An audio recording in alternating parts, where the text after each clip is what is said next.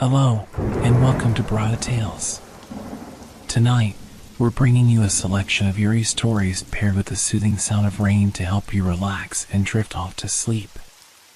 Before diving into the atmosphere of suspense, leave a comment below letting us know where you're watching from and what time it is. If these stories send chills down your spine, don't forget to like, share, and subscribe.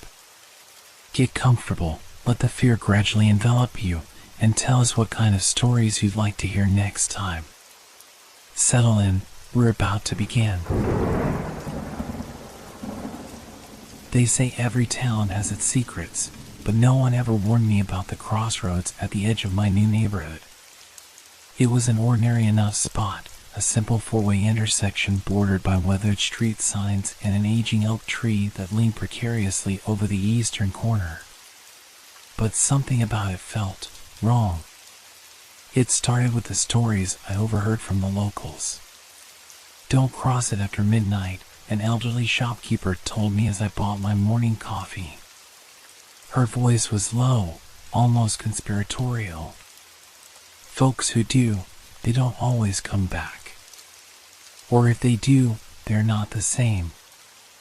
I laughed it off at first, thinking it was just one of those quaint urban legends small towns love to cling to. But as I walked home that evening, I couldn't shake the unease that settled in my chest when the crossroads came into view. The wind seemed to die as I approached, leaving an eerie silence that was broken only by the distant rustle of leaves. The streetlights flickered. A shiver ran down my spine as I hesitated at the edge of the intersection. The asphalt seemed darker here, as if it absorbed the light instead of reflecting it. For a moment, I thought I saw faint shadows moving across its surface, but when I blinked, they were gone. "Don't be ridiculous," I muttered to myself, stepping onto the cracked pavement. The air felt colder, heavier. My footsteps echoed unnaturally loud in the stillness. I'd taken no more than a few steps when a faint hum filled the air. It was low at first, barely perceptible, but it grew steadily, resonating in my chest like a distant engine. The world around me seemed to ripple, the edges of the buildings and trees warping as if viewed through water. "What the?" I whispered, stopping in my tracks. The hum transformed into a steady pulse, each beat sending a wave of vertigo through me. The streetlights flickered again, this time in unison, casting long, shifting shadows across the road. Then came the voices. Faint whispers, just on the edge of hearing, like a chorus of people speaking in a language I couldn't understand. I turned around, looking for their source, but the street was empty. The whispers grew louder, more insistent, weaving together into a haunting melody that seemed to beckon me forward. A sudden gust of wind rushed past, carrying the scent of something ancient, earthy, metallic, and faintly sweet. My heart pounded as I stumbled forward, my legs moving of their own accord. The whispers were no longer distant, they surrounded me, enveloping me in a cocoon of sound. And then, everything changed. The crossroads beneath my feet shimmered, the asphalt glowing faintly with a pale blue light. I looked up, and the world around me had shifted. The streetlights were gone, replaced by iron lanterns that hung from crooked wooden poles. The buildings had transformed into rustic, thatched-roof cottages, their windows glowing with the warm light of oil lamps. I stood there, frozen, as a horse-drawn carriage clattered past, its driver giving me a curious glance. My modern clothes felt out of place against the backdrop of cobblestone streets and townsfolk dressed in 18th century attire. "What? Where am I?" I stammered, but no one seemed to hear me.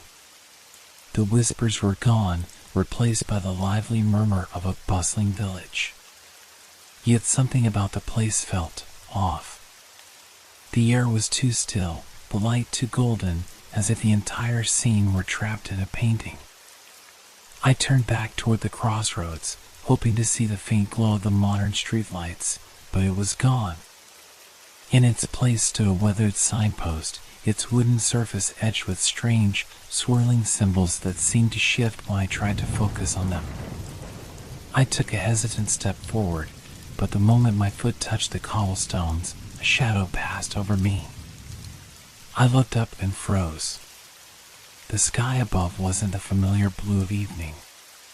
It was dark, swirling with storm clouds that moved unnaturally fast. And in the center, a single glowing eye stared down at me, its gaze cold and unyielding. A chill swept through me as the whispers returned, louder this time, forming words that sent ice through my veins. You crossed the threshold. The ground beneath me trembled, and the air filled with a deafening roar as the eye above began to glow brighter. And then, just as suddenly as it began, everything went black. I woke to the sound of distant bells tolling, a slow, mournful rhythm that sent shivers down my spine. My head throbbed, and the world around me swam into focus. I was lying on cold, uneven cobblestones, the scent of damp earth and smoke filling my nostrils. I sat up, wincing as my vision cleared. The village was still there, but it was no longer bustling. The streets were deserted, the warm glow of the cottages were replaced by an eerie dimness. Shadows stretched unnaturally long, and the once lively market stalls stood abandoned, their wares covered in a thin layer of ash. The signpost at the crossroads was still there, its swirling symbols faintly glowing. I stood, brushing dust from my clothes, and glanced around, heart pounding. Hello? My voice echoed unnaturally in the still air, bouncing back to me distorted and hollow. No response. The tolling of the bells grew louder, and I turned toward the sound. At the end of the cobblestone street stood a church, its steeple rising against the stormy sky. The single glowing eye was gone, but the clouds above churned angrily, flashing with bursts of pale blue light. I hesitated. Something about the church felt wrong, as if it were calling to me, pulling me closer against my will. But standing here, exposed in the empty street, felt worse. Swallowing my fear, I started walking. Each step echoed loudly, the cobblestones slicked beneath my feet. The windows of the cottages seemed to watch me as I passed, their darkened panes reflecting faint, flickering shapes that vanished when I looked directly at them. When I reached the church, the doors creaked open of their own accord. The sound was deafening, a low groan that sent a fresh wave of dread coursing through me. I stepped inside, the air heavy with the scent of incense and decay. The interior was vast, far larger than it should have been. Rows of pews stretched endlessly into the shadows, and the altar at the far end glowed faintly with an otherworldly light. I moved cautiously down the central aisle, my footsteps muffled by a thick, red carpet that looked damp with something dark and sticky. Welcome. The voice was deep and resonant, coming from everywhere and nowhere at once. I froze, my breath catching in my throat. Who's there? I managed to choke out, my voice trembling. A figure stepped into the faint light near the altar. It was cloaked in a dark robe, its face obscured by a hood. The edges of its form seemed to ripple, as if it weren't entirely solid. You have crossed into the in-between, the figure said, its voice echoing unnaturally. A place where time folds and bends. The in-between? I echoed, my mind racing. What do you mean? How do I get back? The figure tilted its head, as if amused. There is no going back, not without a price. I took a step back, my instinct screaming at me to run. I didn't mean to cross. I just walked through the crossroads. It was an accident. There are no accidents here, the figure said. It raised a hand, and the air around me grew heavy, pressing against my chest. You have been chosen. Chosen for what? I demanded, fear giving way to anger. I didn't ask for this. The figure didn't answer. Instead, it gestured toward the altar. A swirling vortex of light and shadow appeared, its surface rippling like liquid. Images flashed within, scenes from different eras, from ancient battles to futuristic skylines. You will serve as a keeper of the crossroads, the figure intoned. A guardian of the threshold, ensuring balance between the worlds. No, I said, shaking my head. I'm not doing this. I just want to go home. There is no home, the figure said, its voice cold. Not anymore. The ground beneath me shifted, and I stumbled. The vortex expanded, its swirling edges reaching out like tendrils. I tried to back away, but the air around me solidified, holding me in place. Accept your fate, the figure said, or be consumed by the void. Terror coursed through me as the vortex loomed closer, its surface reflecting my own horrified face. I had no choice. Or at least, that's what the figure wanted me to believe. But as I stared into the swirling chaos, an idea sparked in my mind. If this place was connected to time, maybe I could find a way to manipulate it. A way to escape. Fine, I said, my voice steady despite the fear clawing at my chest. I'll do it. I'll be your keeper. The figure paused, its head tilting again. You accept?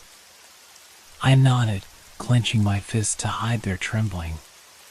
But I need to understand the rules. Teach me how this works. The figure seemed to consider this, the air around it shimmering faintly. Then it lowered its hand, and the pressure in the room eased. Very well, it said. But know this, once you begin, there is no turning back. As the vortex closed in around me, I couldn't help but wonder if I'd just made a terrible mistake. The vortex enveloped me, its tendrils pulling me into a swirling maelstrom of light and shadow. It wasn't like falling, it was like being torn apart and reassembled, piece by piece, in a place where time had no meaning. Images rushed past me, prehistoric landscapes, medieval battles, neon-lit cityscapes, and starfields stretching into infinity. And then, everything stopped. I found myself standing on a circular platform made of smooth, obsidian-like stone, suspended in an endless void. The only light came from the swirling currents of energy that danced in the air around me. The figure in the dark robe stood across from me, its form more defined now. Its face was still hidden, but its presence felt overwhelming, like a storm ready to break. This is the Nexus, it said, gesturing to the vast emptiness around us. The heart of the crossroads. From here, all paths converge and diverge. I swallowed hard, my throat dry. What do you want from me? You will ensure balance, the figure said.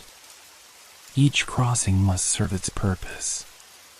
Those who pass through must follow the path chosen for them, and you will ensure they do not disrupt the flow of time.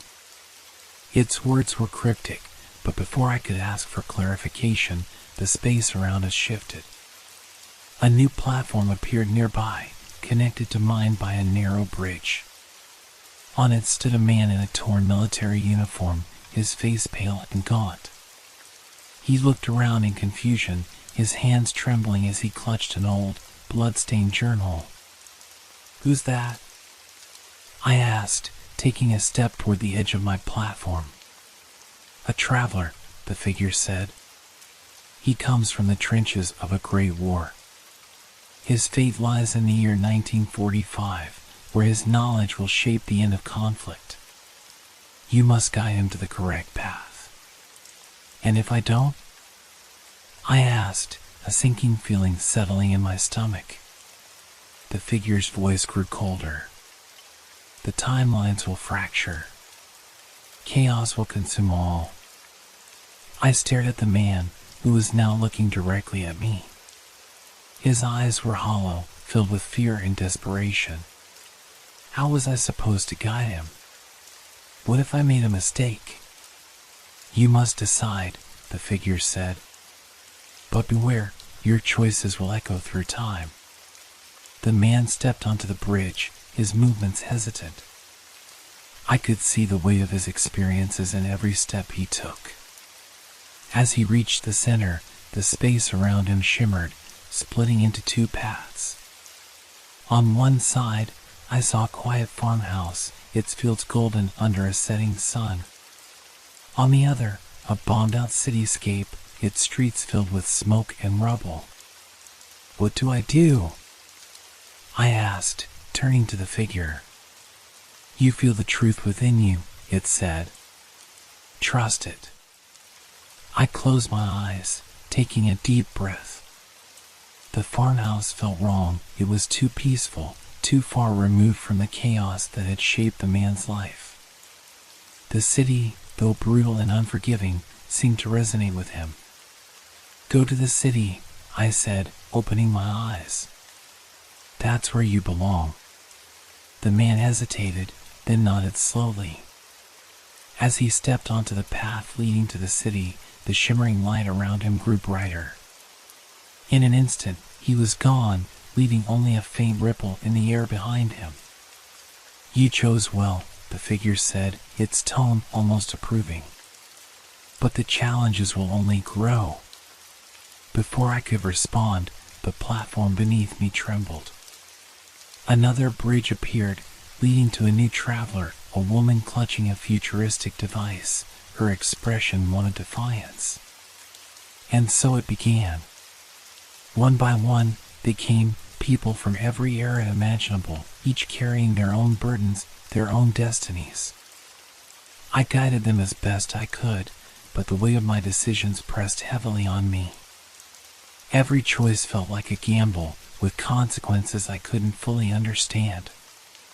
As the endless void stretched on around me, I began to lose track of time. Days, weeks, maybe even years passed, though it all felt like a single, unbroken moment. The figure watched silently, its presence a constant reminder of the stakes. But then, something changed. One traveler, a young girl with wide, frightened eyes, stepped onto the platform, clutching a tattered teddy bear. Her path split into two as usual, but this time, the options were both shrouded in darkness. No light, no images, just an oppressive void. What's wrong? I asked, turning to the figure. Why can't I see her paths? She is an anomaly, it said, its voice tinged with unease. A fragment of time that should not exist. Then how am I supposed to guide her? I demanded, panic rising in my chest. The figure didn't answer. Instead, the void around us began to ripple, the currents of energy growing wild and chaotic. The girl looked up at me, her eyes filled with tears. Help me, she whispered. I reached out instinctively, but the moment my hand touched hers, the void exploded in a blinding burst of light. For the first time since I'd arrived at the crossroads, I felt real fear. Something was wrong, terribly, irreversibly wrong, and I had no idea how to fix it. When the light faded, I was no longer on the obsidian platform. The void was gone, replaced by a chaotic storm of fragmented images swirling around me, echoes of history and glimpses of futures I couldn't comprehend. The girl stood beside me, still clutching her teddy bear. Her presence felt impossibly heavy, as though she were a singularity disrupting everything around her. She looked up at me, her expression calm now, almost unnervingly so.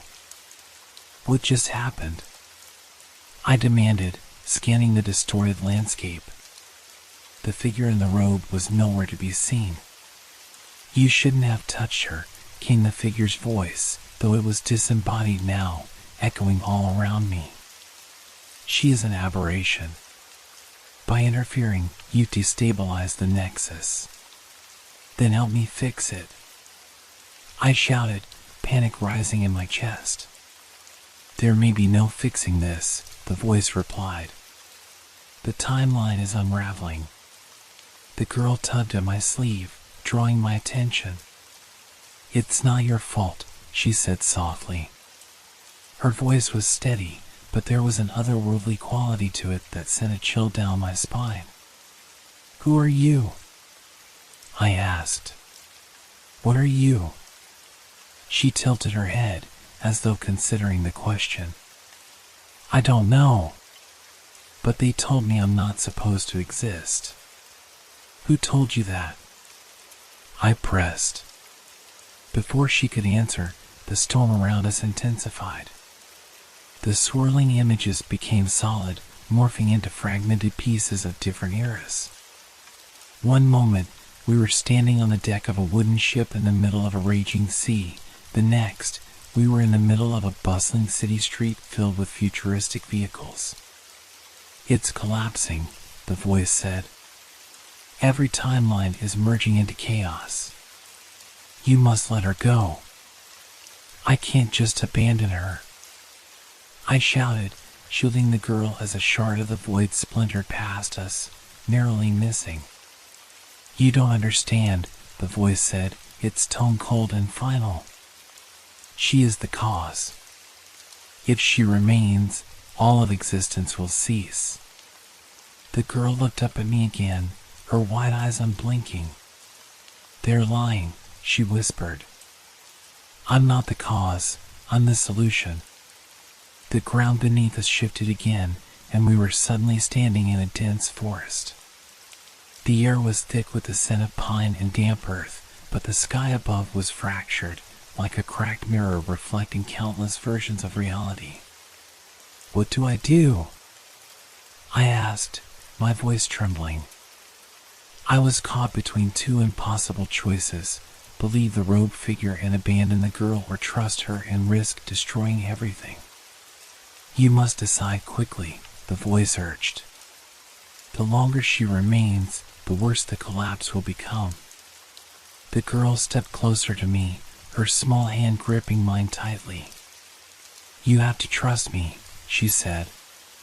Take me to the source of the crossroads. I can fix this. The words resonated with a strange sense of truth, but doubt gnawed at me. How could I trust her when the figure had warned me of her danger? And yet, how could I abandon her when she was so certain?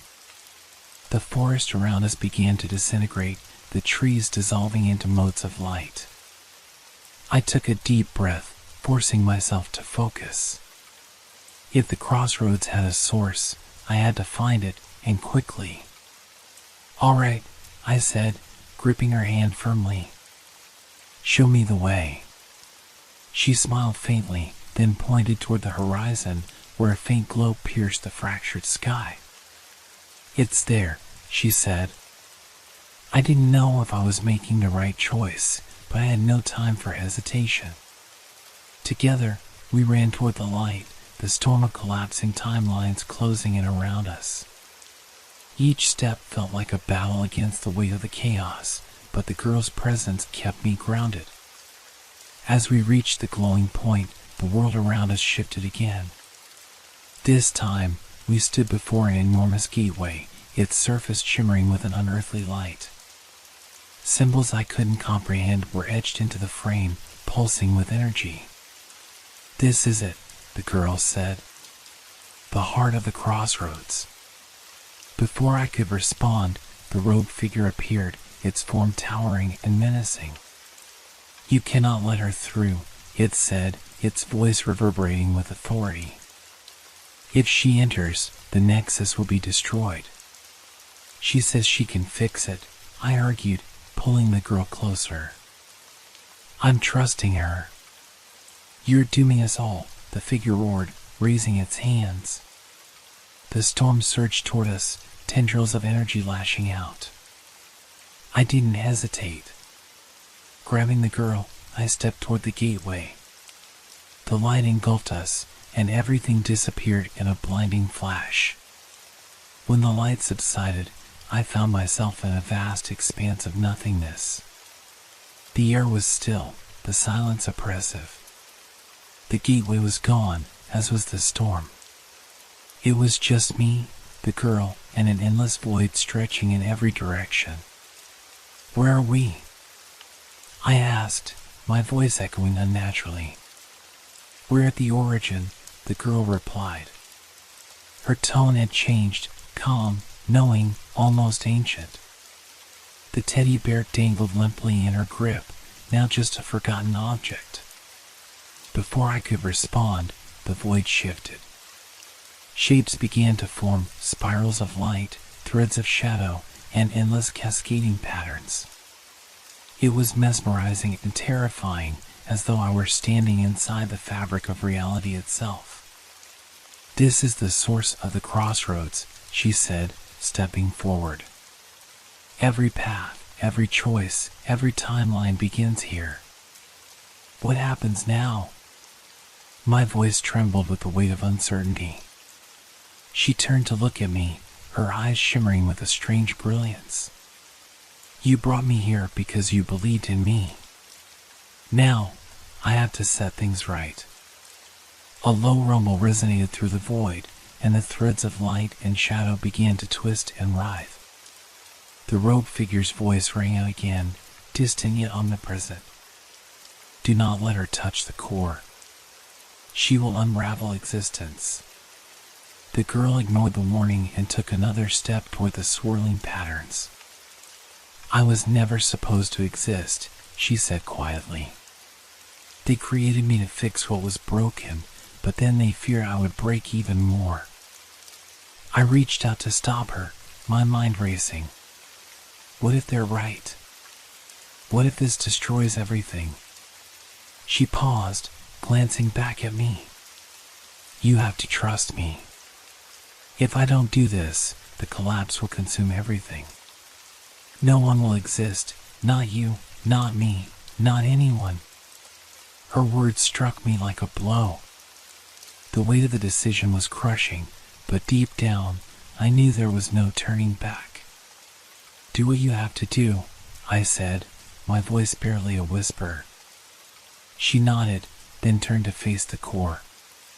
With deliberate steps, she walked into the swirling mass of light and shadow. As she approached, the threads began to wrap around her, binding her tiny form. The patterns pulsed violently, and a deafening roar filled the void. Suddenly, the light intensified, blinding and all-consuming. I shielded my eyes, but the heat and energy were overwhelming. The girl's silhouette was barely visible now, consumed by the storm of creation and destruction. "Thank you," her voice echoed, soft and serene, before everything went silent. When I opened my eyes, I was lying on the ground at the crossroads. The air was still, the sky clear. The village stretched out before me, as ordinary as it had ever been. But something was different. The oppressive weight of the crossroads was gone, as though the mysterious force that had governed it no longer existed. People walked by, oblivious to the phenomenon that had once ensnared them. I sat up, my mind spinning. The girl, the robed figure, the collapsing timelines, was it real, or had I imagined it all? As I rose to my feet, I noticed something in my hand. It was the girl's teddy bear, its warm fabric warm to the touch. A faint smile tugged at my lips, bittersweet and laden with questions I would never answer. I walked away from the crossroads, the bear clutched tightly in my grasp. The world felt different now, not broken, but whole in a way I couldn't fully comprehend. And yet, in the quiet moments, I couldn't shake the feeling that somewhere, deep within the threads of time, a little girl with shimmering eyes still watched over it all.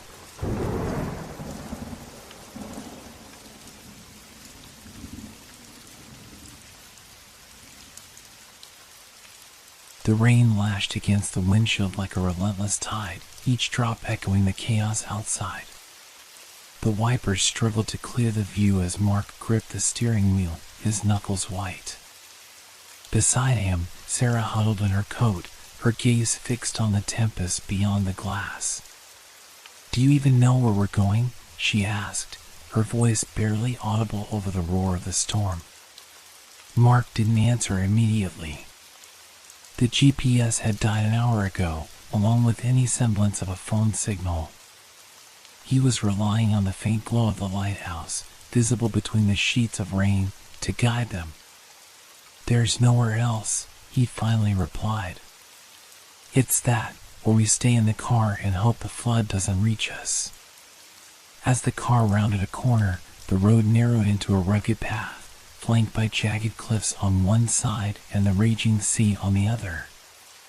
The lighthouse stood on the horizon, its beam cutting through the darkness like a solitary guardian.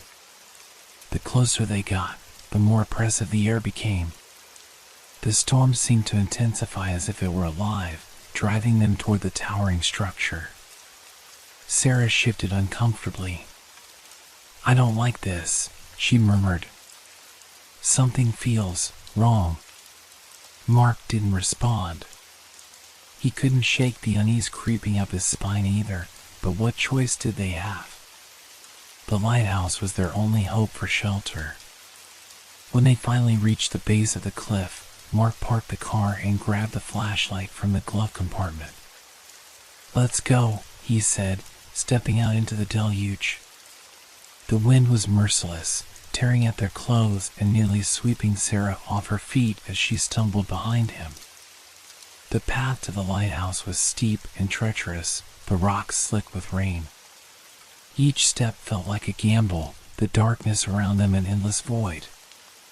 As they climbed, the lighthouse loomed larger, its silhouette stark against the stormy sky. The beam of light swept over them intermittently, illuminating their path and casting eerie shadows. For a moment, Mark thought he saw a figure standing in one of the windows, watching them. He shook his head, dismissing it as a trick of the light. When they reached the top, the heavy wooden door of the lighthouse creaked ominously as Mark pushed it open. The interior was dimly lit by the faint glow of an oil lamp hanging from the ceiling. The air inside was stale, carrying a faint metallic tang that made Sarah wrinkle her nose. The door slammed shut behind them, the wind sealing them in. Mark shivered, though the air was warmer than outside.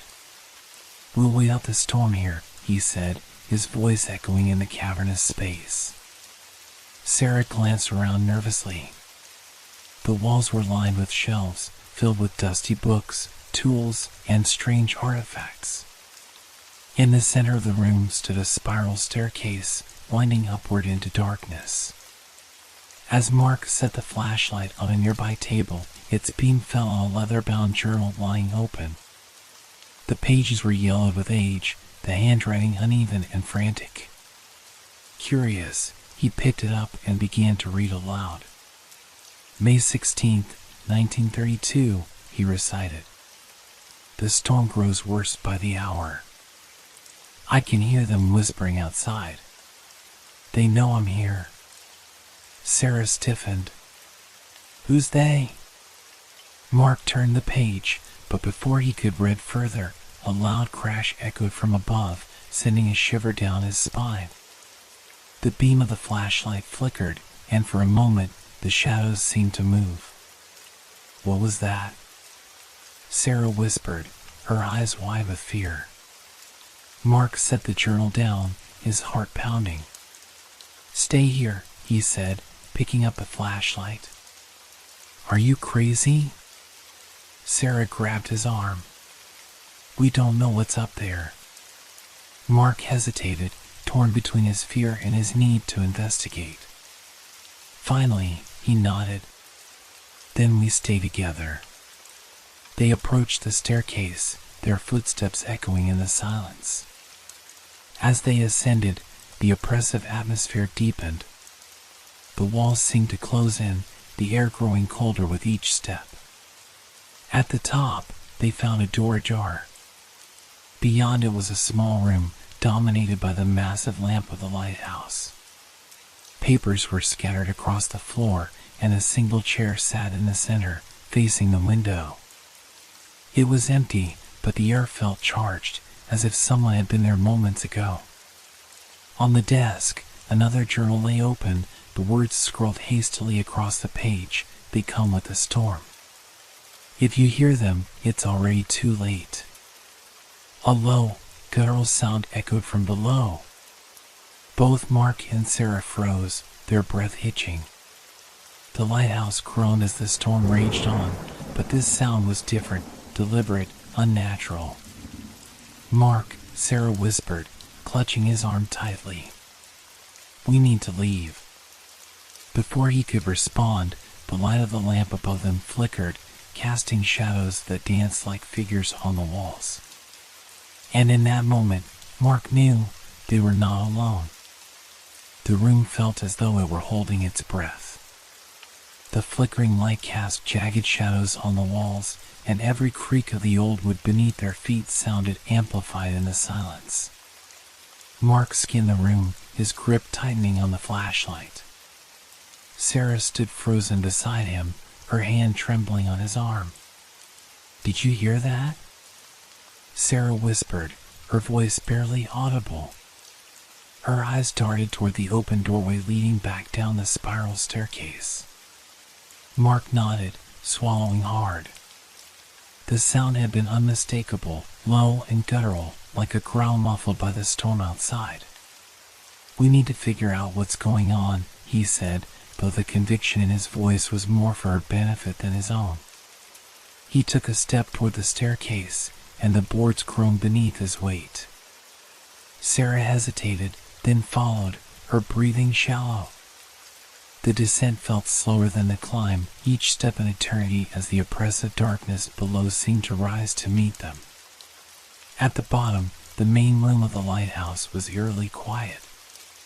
The journal Mark had left on the table was now closed, though neither of them had touched it. Sarah noticed first and let out a sharp gasp. It was open, wasn't it? Mark shone the flashlight on the book. Dust motes floated in the beam, undisturbed. He hesitated before stepping closer, then reached out and flipped it open again.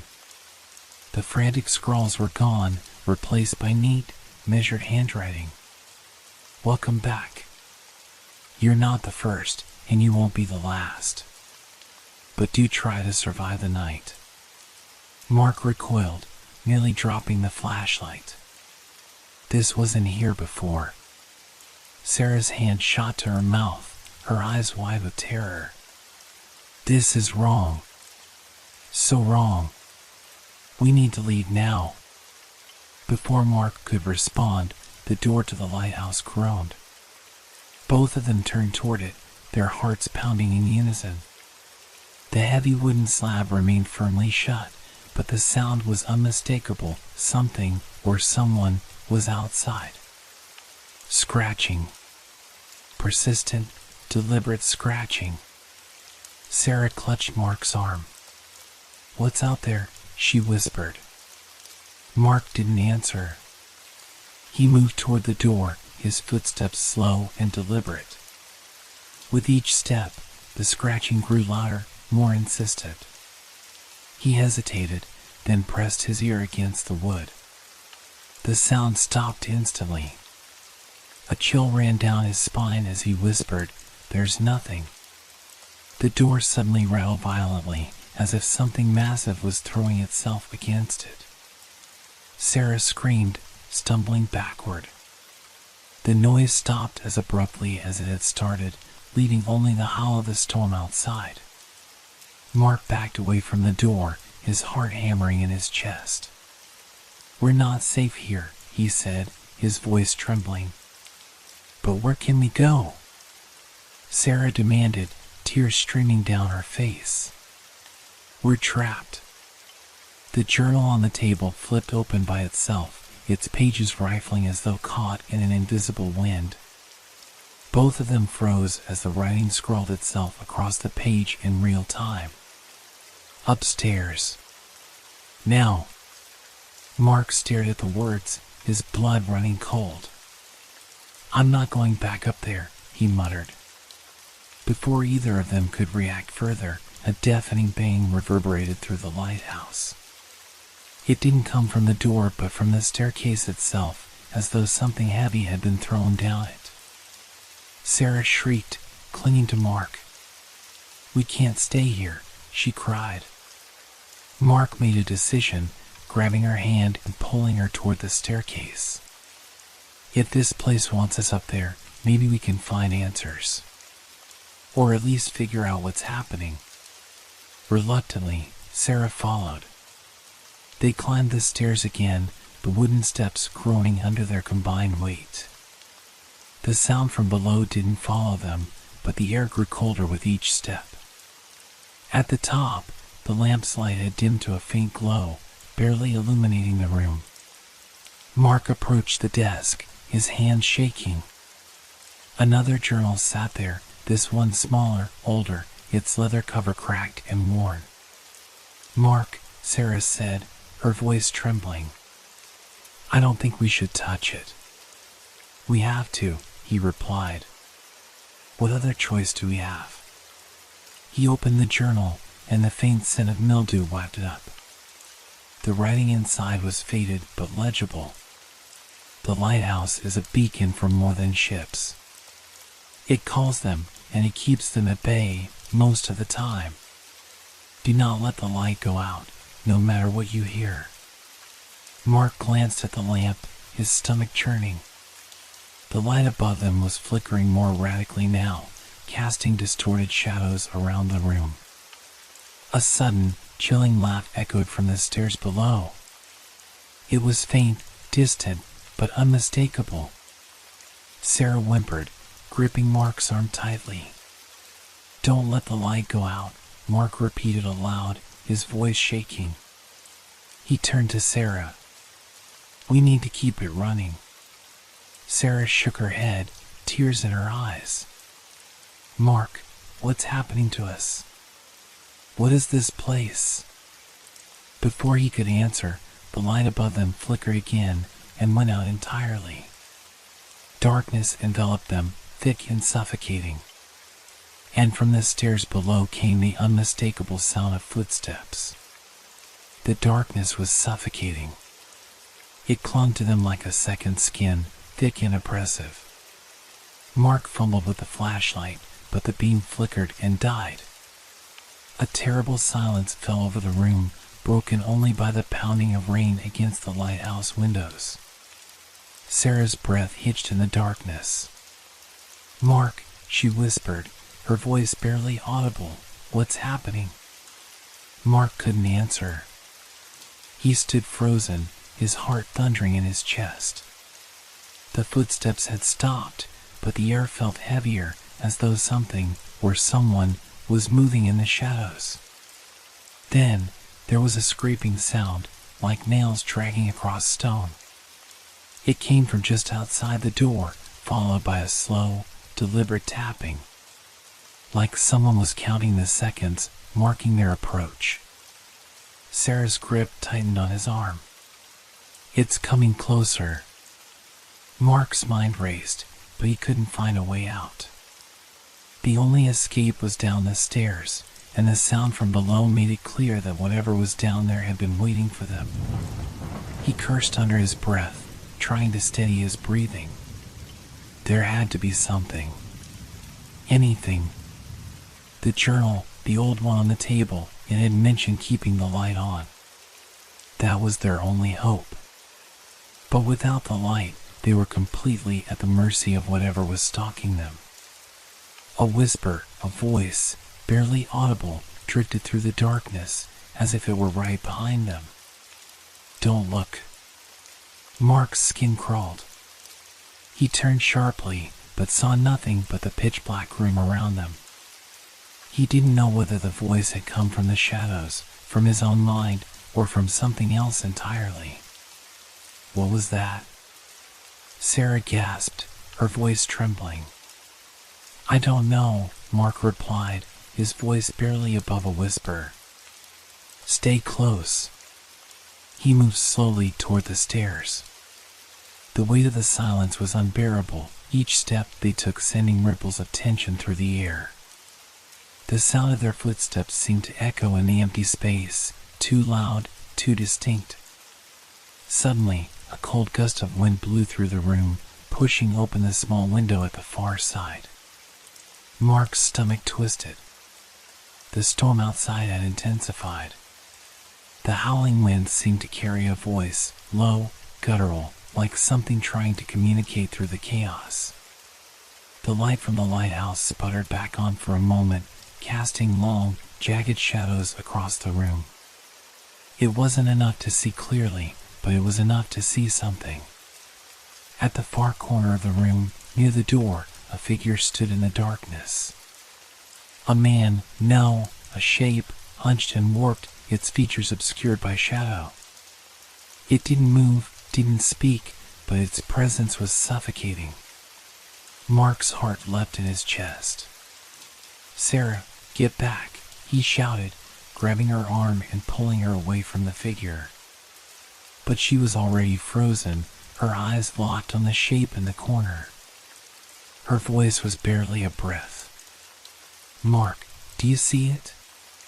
He nodded, his mouth dry. The figure hadn't moved, but Mark felt the air around them shift, become colder, denser. "It's not real," Sarah whispered, though even she didn't sound convinced. The figure tilted its head slowly, as if acknowledging their presence. Then, with an eerie slowness, it began to move. Not toward them, but away, shuffling toward the staircase. The tapping noise, soft but distinct, echoed in the room. Mark's pulse quickened. "It's going down," he muttered, his mind racing. "We need to follow it." Without another word, he began to move toward the stairs, pulling Sarah along behind him. They descended cautiously, their eyes never leaving the flickering light at the top of the lighthouse. The sound of the figure's shuffling steps grew louder as they descended further into the depths of the lighthouse. At the bottom, the air was colder, the shadows deeper. Mark could barely make out the shape of the door, the one that had rattled earlier. The scratching noise had returned, but now it was louder, frantic. It was coming from inside the room. "Mark, what if we're not alone down here?" Sarah whispered, her voice strained. He swallowed hard, trying to shake the feeling of dread that had settled in his chest. "We have to find out what's happening." The scratching grew louder, faster, as though something, or someone, was desperately trying to get in. Mark grabbed the door handle, his hand cold and trembling. With a deep breath, he turned it, pushing the door open just a crack. The air was thick with the smell of salt and dampness. His flashlight beam cut through the gloom, and for a moment, all he saw were old crates and piles of driftwood scattered across the floor. Mark's breath caught in his throat. The light revealed something that hadn't been there before. Figures, tall, impossibly thin, their forms cloaked in darkness. Their features were indistinct, like shadows bleeding into one another, but their presence was undeniable. They stood perfectly still, silent, watching them. Sarah gasped and took a step back, her hand clutching Mark's arm in fear. What are they?" The figures didn't move. They simply watched. Their eyes, or what could have been eyes, seemed to glow faintly in the darkness, though it was impossible to tell their true form. They weren't human. They didn't belong to any world Mark knew. The whispers had stopped, replaced by a low hum that reverberated in his chest. It was a sound that felt ancient, as if the world itself was speaking to them through the shadows. Then, one of the figures slowly raised its arm, its long fingers curling toward them. The air around it shimmered, as though reality itself was bending. Mark's heart hammered in his chest. "Sarah, we need to get out of here." Now. But the figures didn't allow them to move. One by one, they began to circle, surrounding them with deliberate slowness, their eyes never leaving their faces. The walls of the lighthouse seemed to close in, the light flickering again, weaker now, as if it, too, was being drained by the oppressive presence of the figures. Mark could hear his own breath, ragged and fast. The sense of impending doom was overwhelming, suffocating. "Please," he whispered, almost to himself. "Please, don't." But the figure closest to him extended its arm farther, its fingers now inches from his face. The air around it felt freezing, a bone-deep cold that seemed to drain the very warmth from his skin. And then it spoke. "You are too late. You have already crossed the threshold." The words reverberated in his mind, filling his thoughts with a sense of hopelessness. As the figure spoke, the shadows around them deepened, swirling like smoke, and Mark realized, too late, that they had crossed something far more dangerous than just a threshold. They had stepped into a place from which there was no escape. The ground beneath them seemed to pulse, shaking with a low rumble. The lighthouse groaned as if it were alive, shifting its foundations, preparing to pull them deeper into its abyss. Sarah's grip tightened on Mark's arm, her voice shaking. "Mark, what's happening?" He didn't have an answer. He couldn't. All he could do was watch as the figures closed in, their eyes glowing brighter, their presence more oppressive than the storm outside. And then, with a sound like the breaking of 1,000 fragile things, the lighthouse was no longer a lighthouse. It was something else. Something older. Something ombre. Mark didn't scream. He couldn't. The last thing he heard was the faintest of whispers, a voice that seemed to be everywhere, filling the air, the very walls.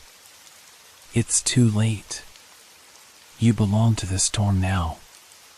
And then, nothing. Silence. Deep, suffocating silence. Mark's vision blurred. The shadows that had once encircled him seemed to dissolve into the very air. The hum of the lighthouse, once a low vibration beneath his feet, now felt like a crushing weight on his chest.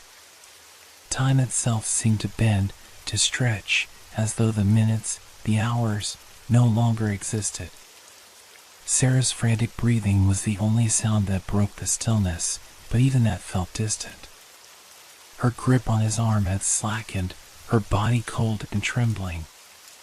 Mark could barely focus on her face, her eyes wide with terror, but he couldn't find the strength to speak. They had crossed something irreversible. The thought echoed in his mind, a broken, fractured idea. What had they stumbled into? Where were they now? The walls of the lighthouse seemed to melt into the darkness. The cold, unnatural light that had surrounded them was gone. The figures, those towering, malevolent shapes, were nowhere to be seen. The coldness lingered, however. It settled deep into his bones, seeping into his thoughts. "Mark, what happened?" Sarah whispered, her voice barely audible. He couldn't answer. He didn't know. The lighthouse had changed. Not just physically, but in some deeper, more unsettling way. It was no longer the same place. He wasn't sure if they were even in the same reality anymore.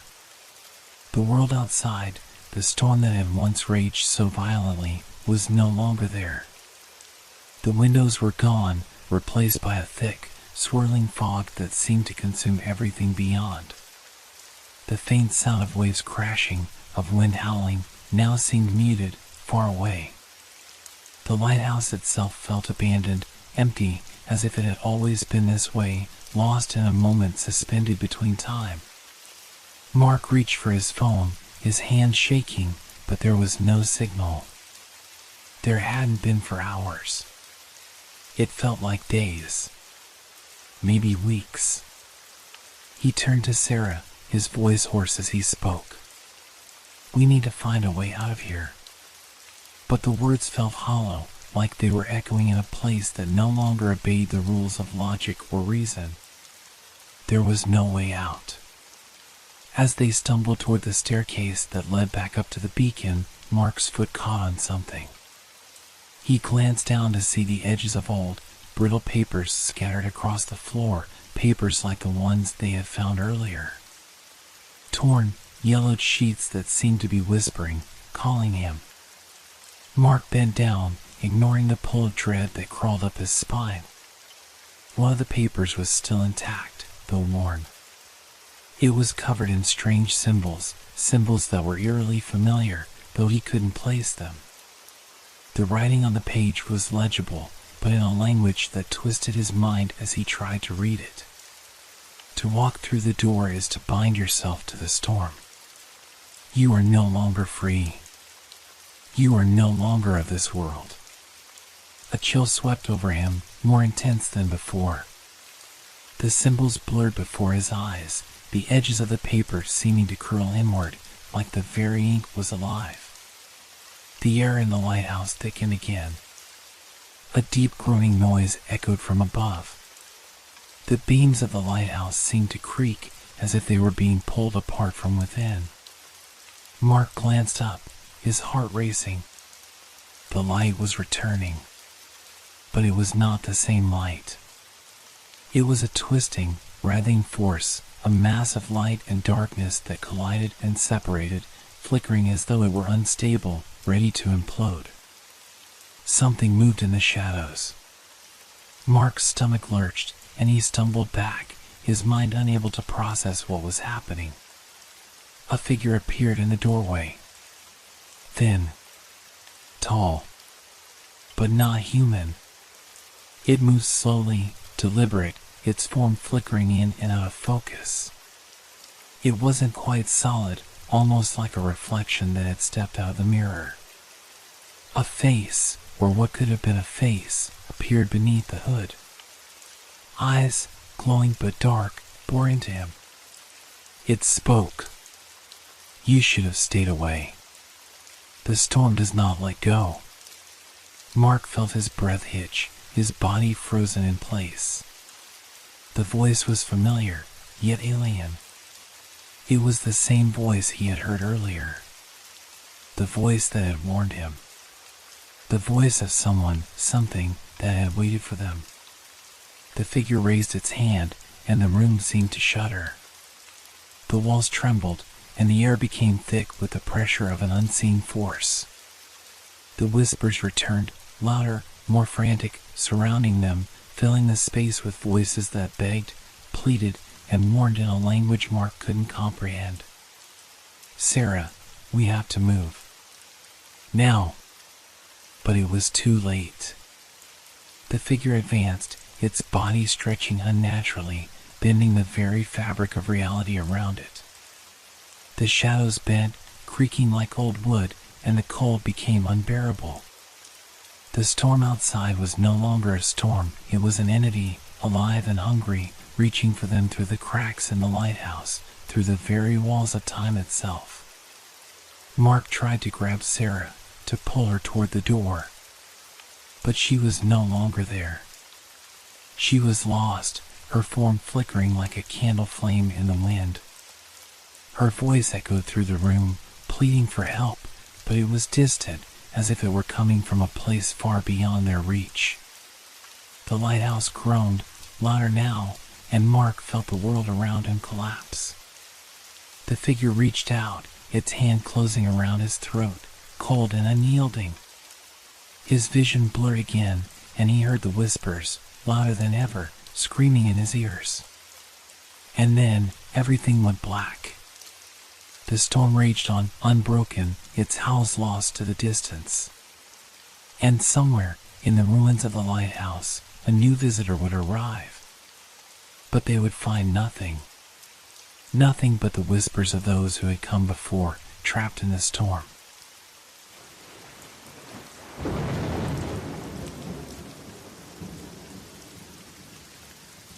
It started like any other night shift. The hum of the police station was familiar, almost comforting. The smell of stale coffee lingered in the air, and the soft clatter of keys echoed as officers moved about, completing their paperwork, preparing for the next call. For Officer Nathan Carter, it was just another routine night, the kind that dragged on with nothing more than quiet patrols and the occasional radio call. But there was something different about tonight. Something that Nathan couldn't shake. It gnawed at the back of his mind, like a whisper in the dark. The storm clouds outside had gathered ominously, and the wind howled through the streets, rattling the windows. The kind of night that felt like something was waiting just beyond reach. Nathan sat at his desk, his eyes heavy with fatigue, his fingers hovering over the radio. He was due for a break soon, but something held him there. The silence felt thicker than usual, pressing on him from all sides. His mind kept drifting back to a name, Detective Marcus Hayes. The memory of his friend's face, his sharp smile, and the way he had once joked about how they both retire early, laughing at the idea of getting old in a profession where every day was unpredictable. But Marcus hadn't retired. He died. It had been nearly 2 years since the accident, an ambush during a routine raid. Marcus had been one of the good ones. A seasoned officer, respected by his peers, always at the front lines. And just like that, he was gone. The department had mourned, but life had gone on. Nathan's thoughts were interrupted by the crackling of the radio. He reached for it, pressing the button to answer. Unit 3, go ahead, he spoke, his voice steady despite the nagging feeling in his gut. For a moment, there was nothing. Just the static of the airwaves, the occasional hiss of interference. Nathan's fingers tightened around the radio, his brow furrowing. It wasn't unusual for signals to get scrambled, especially on a night like this. But there was something about the silence, something that felt wrong. Then, the voice came through.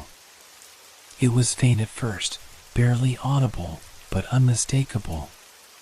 Nathan, you there? Nathan's heart skipped a beat. His breath caught in his throat. The voice was familiar, too familiar. He leaned closer to the radio, his hand shaking slightly as he pressed the button again. Who is this? His voice was low, but his mind was racing.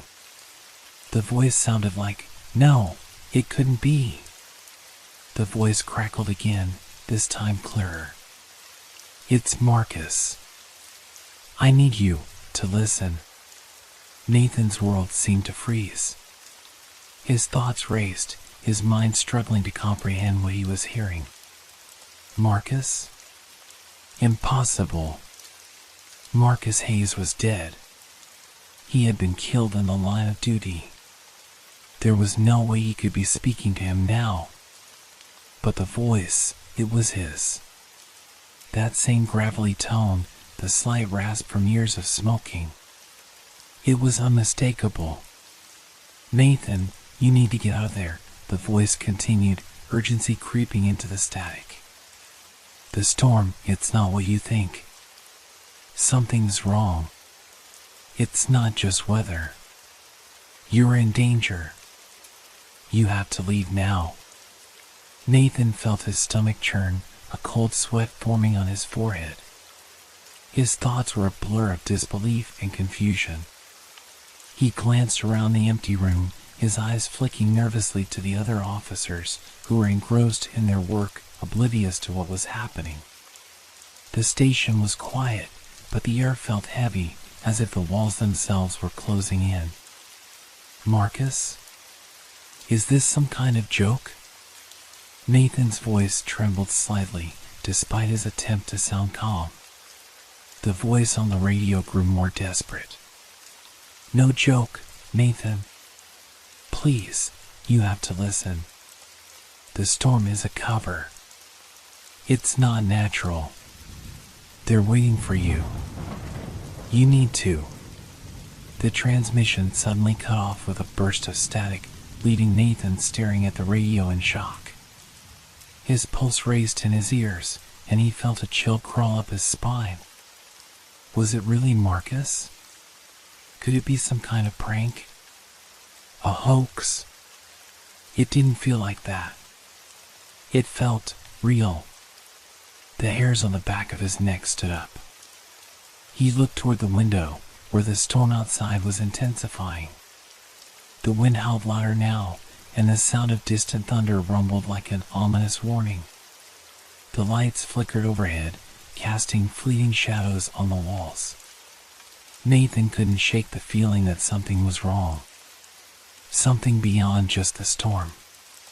He stood up, his legs stiff from sitting too long, and walked over to the window. The streets outside were empty, the heavy rain blurring the view. The only movement was the occasional flash of lightning, illuminating the dark sky for a split second. He glanced back at the radio. Was it possible? Could Marcus really be alive somehow? Or was this a message from beyond the grave? Get it together, Carter, he muttered to himself, trying to shake off the unease gnawing at him. He turned to walk back to his desk, but just as his hand reached the door, the radio crackled to life again. Nathan, the voice of Marcus, was there again, clearer this time, but tinged with something darker. Marcus? Nathan's voice caught in his throat. Don't trust them, Nathan. They're not who you think. It's not just the storm. There's something. The transmission cut off again, this time leaving only a low, eerie hum. Nathan's heart pounded in his chest. He reached for the radio again, but his hand froze in midair. Suddenly, there was a loud crash from the hallway. The sound of something, or someone, moving quickly through the station. Nathan's head whipped around, his eyes wide. He wasn't alone. Was this a warning from Marcus? Or something else? Something worse? The storm outside was now deafening. And as Nathan cautiously stepped toward the door, he knew that whatever he was about to face, it was already too late to turn back. Nathan's fingers hovered over the door handle, his pulse racing in his ears. The sound of the crash had been loud enough to stop him in his tracks. He knew the station was empty. The other officers were either at their desks or out on patrol. It couldn't have been one of them. His heart thudded in his chest as he slowly pushed open the door to the hallway. The dimly lit corridor stretched out before him, the flickering fluorescent lights casting long, erratic shadows on the walls.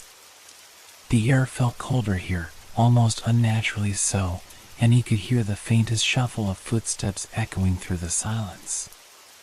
Another crash, this time closer, sent a chill down Nathan's spine.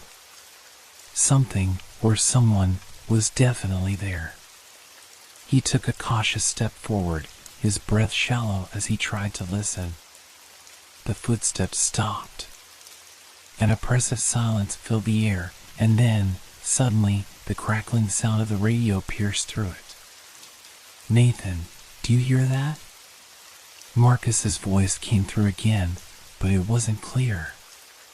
It was distorted, as though the transmission itself was struggling to maintain coherence. His words were faint, but Nathan could catch the desperation in them. You have to get out. Now. The radio crackled and popped violently, and then there was nothing. Just static. But the urgency in Marcus's voice still echoed in Nathan's mind. It wasn't just the storm. Something was waiting for him. Waiting for all of them. He could feel it now, creeping through the walls of the station, like a shadow following his every move. Nathan's instincts kicked in. He needed to check the building. But before he could take another step, The sound of something heavy scraping across the floor jolted him back into alertness. He whipped around, his eyes scanning the hallway. A figure stood at the far end, just beyond the reach of the flickering lights, barely visible in the shadows. For a moment, Nathan froze. His mind scrambled to make sense of what he was seeing. The figure was tall, cloaked in darkness, unmoving.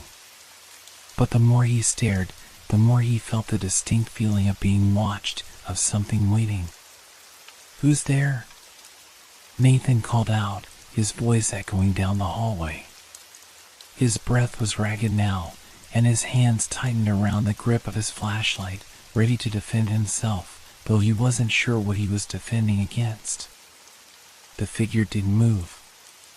Instead, there was a soft sound, like a whisper carried on the wind, but it was coming from inside the station, from that figure.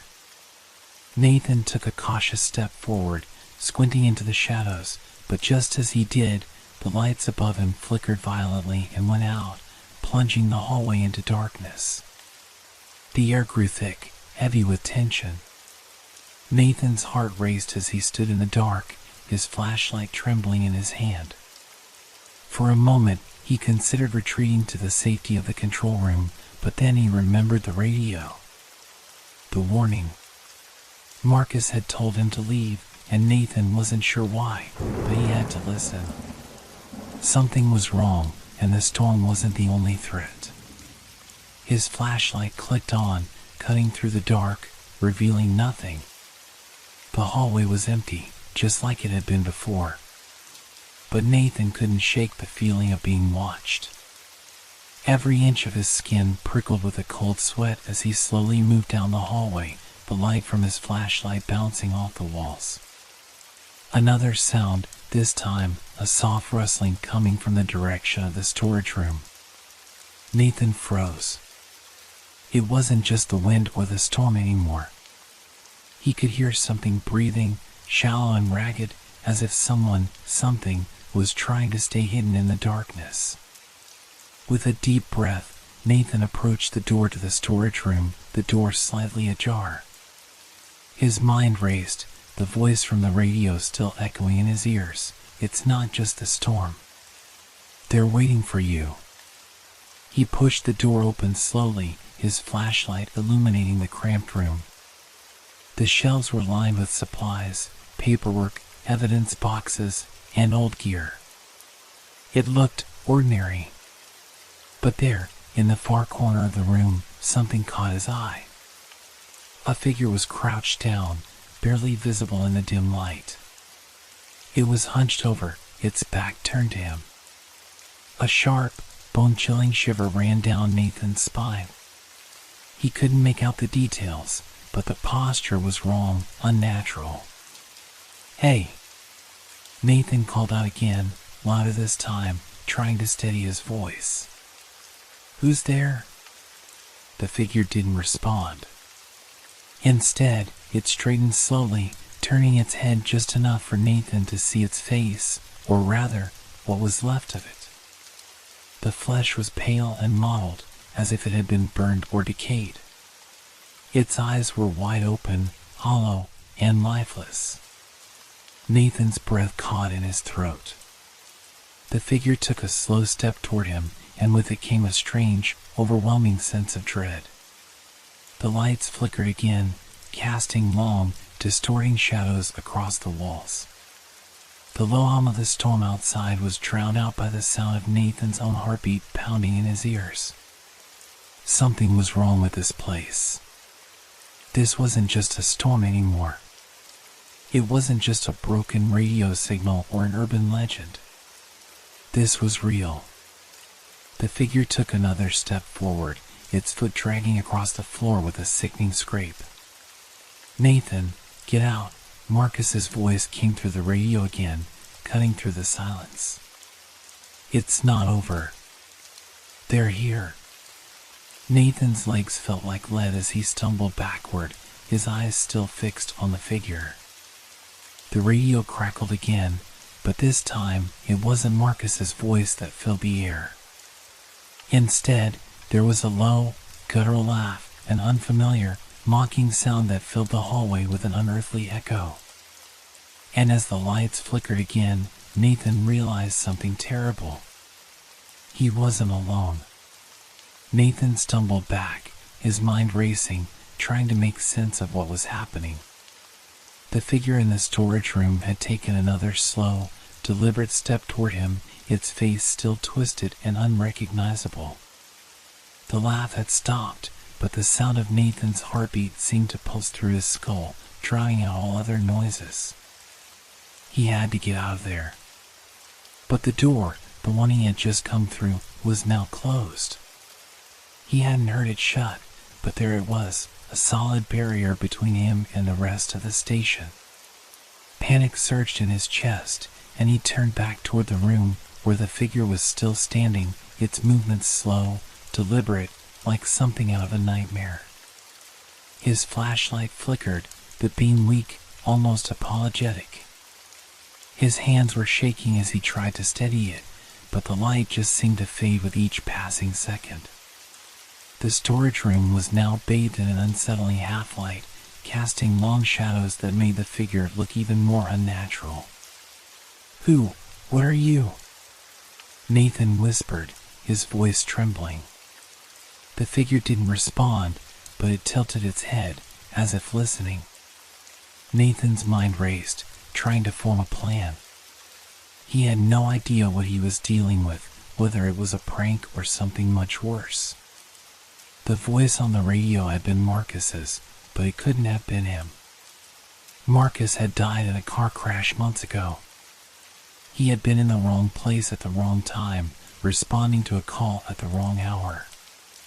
Nathan had been there, the only one to make it out alive, watching helplessly as his partner's life was snuffed out. The figure took another step forward, its foot dragging across the floor with a soft, unsettling scrape. Nathan's breath caught in his throat. There was something deeply wrong here.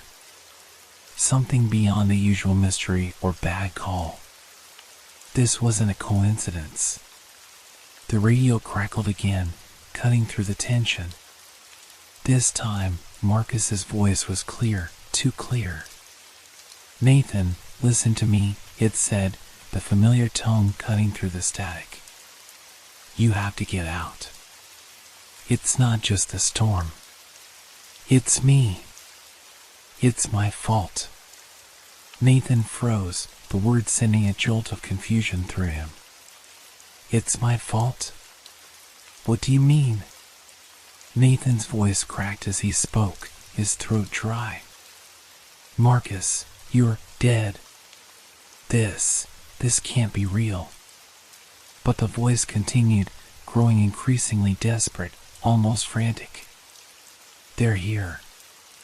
They followed me back from the crash. The rest of the message was cut off by another burst of static, but it was enough.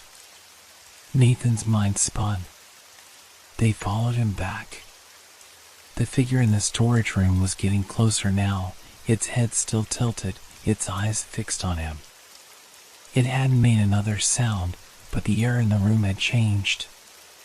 It was thick, almost suffocating, and the temperature had dropped, the cold biting into Nathan's skin. "No," Nathan whispered to himself. "This isn't happening. This isn't real." But deep down, he knew it was real. Whatever this was, it had nothing to do with the storm outside. It was connected to Marcus's death, the crash, the warnings, and now this. Something had crossed over, something that shouldn't have. The figure took another step, and then, finally, it spoke. We told you to leave," it rasped, its voice hollow, as if it was coming from far away, from the depths of the earth itself. Nathan's blood ran cold. The voice wasn't Marcus's anymore. It was something else, something darker. The air around him seemed to warp, the shadows shifting unnaturally, like they were alive. "No," Nathan gasped, his legs suddenly failing him. He stumbled backward, desperate to get away, but there was nowhere to go. The figure continued advancing, each step slow and deliberate, until Nathan found himself backed into the corner of the room. The shadows seemed to close in on him. His mind raced, but there was nothing. No way out. No way to fight it. The radio buzzed again, but this time it was nothing but static, a deafening hiss filling the room. Nathan's breath was shallow, his chest tight. The walls of the room seemed to close in on him. He had made a mistake coming here. The storm wasn't the only thing to fear. It was what came with it. What had followed Marcus. The figure in the corner tilted its head again, and Nathan could feel the temperature drop even further, a biting cold that sank into his bones. It was too late. Whatever had taken Marcus, whatever was standing in front of him, was now here. And it wouldn't stop until it had him too. Suddenly, the lights in the room flickered, and Nathan felt a sudden jolt, as if time had skipped. The room around him shimmered, distorting in the darkness. The figure wavered, its form blurring, then sharp again. A voice crackled through the radio once more, Marcus's voice, but it was different now, distant, almost echoing. Get out, before it's too late. You can't stay here. You can't stop it. Nathan's body felt frozen, locked in place, as the figure loomed closer. He couldn't look away. He didn't know what was worse, the fear of what would happen to him or the knowledge that this was already happening. There was no escape. No place left to run. The figure reached out a hand, and in that moment, Nathan understood. It wasn't just the storm. It was death itself, returning to claim what it was owed. And the radio, Marcus's warning, the figure, it was all connected. Too late. Too late to stop it now. Nathan's heart raced in his chest, his breath shallow and erratic. The figure's outstretched hand reached toward him, fingers long and twisted like something not meant to be human. Each step it took felt like the ground beneath him was giving way, the air growing heavier with every passing second. He could feel his pulse thrumming in his ears, deafening him to everything except the sound of that approaching, unnatural figure. It's happening. The realization struck Nathan like a hammer. The figure was no longer a shadow in the corner.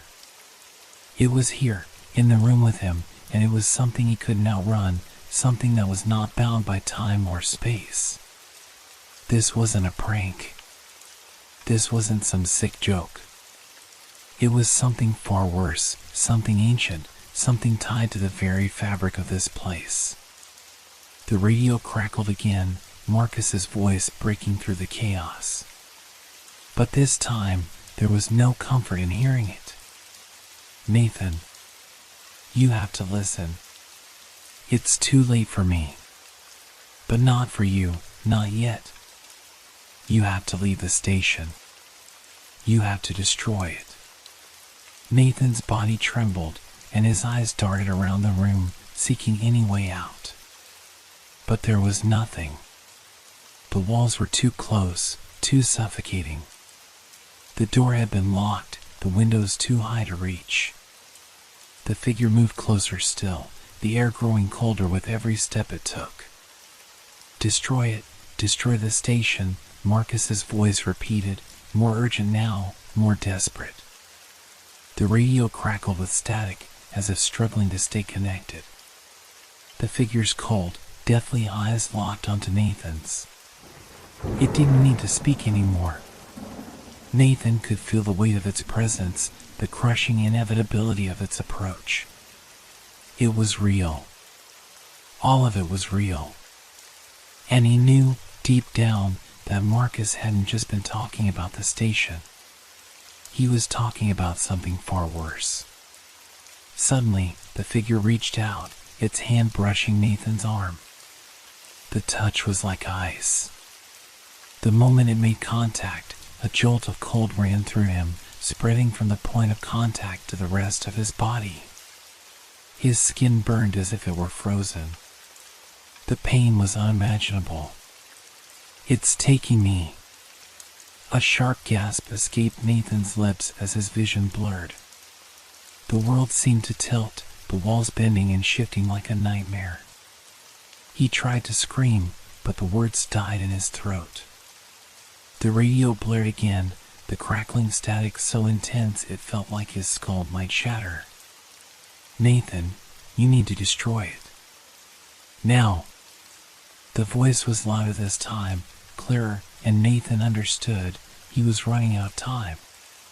He didn't know how, but he had to do something. He had to find a way to stop it. Whatever it was. His hands shook as he fumbled with the flashlight, the beam weak and flickering, as if it too were succumbing to the oppressive force in the room. Then, without thinking, he turned the flashlight on the radio, shining the dim beam at the device that had carried Marcus's voice for the last few hours. That was when Nathan saw it. A faint, almost imperceptible symbol carved into the radio's casing, a symbol he hadn't noticed before, hidden beneath the dust and wear. It wasn't anything he had ever seen, but the moment his eyes locked onto it, he knew it was important. It was a warning, etched in a language that didn't belong in this world. Destroy the station. It wasn't just a suggestion. It was a command. Panic clawed at Nathan as he scrambled toward the radio, but his body was no longer cooperating. The figure was closer now, its hand stretched out, reaching for his throat. The air grew even colder, a bitter chill that made him feel like he was suffocating, the very life draining out of him. He stumbled back, falling to the floor, his eyes still fixed on the radio. He had to act fast. He had to destroy it. "Get away from me," Nathan shouted, his voice hoarse, as he grabbed the radio and hurled it against the wall. The device shattered on impact, sparking and crackling as it hit the ground. The moment the radio broke, everything stopped. The figure paused, its hand still outstretched, its cold eyes fixed on Nathan. For the briefest of moments, time itself seemed to hold its breath. Then, without warning, the figure disintegrated. It didn't scream or struggle. It simply faded, like smoke blown away by a gust of wind. The temperature in the room returned to normal, and the oppressive weight in the air lifted. Nathan lay on the floor, gasping for air, his body drenched in cold sweat.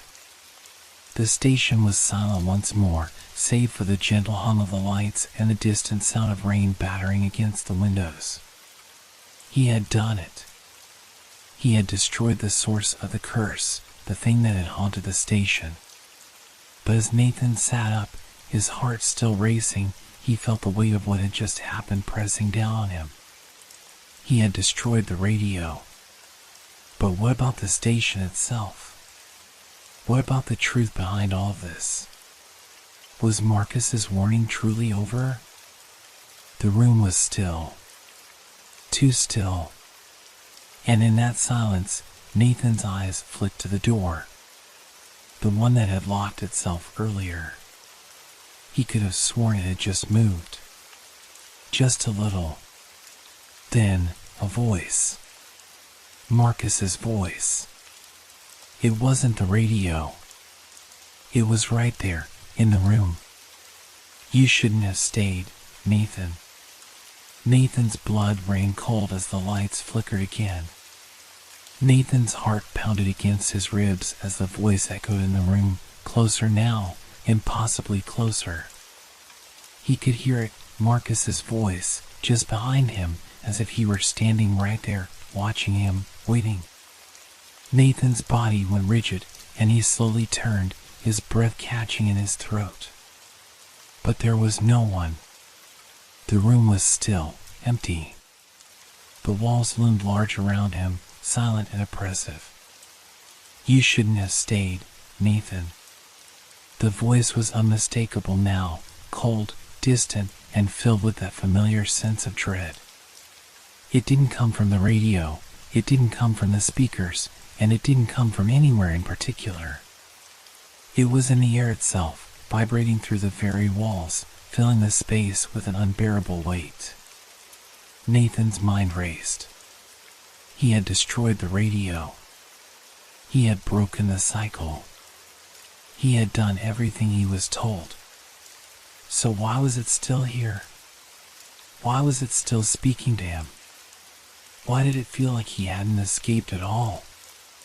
The walls seemed to shift again, like they were closing in.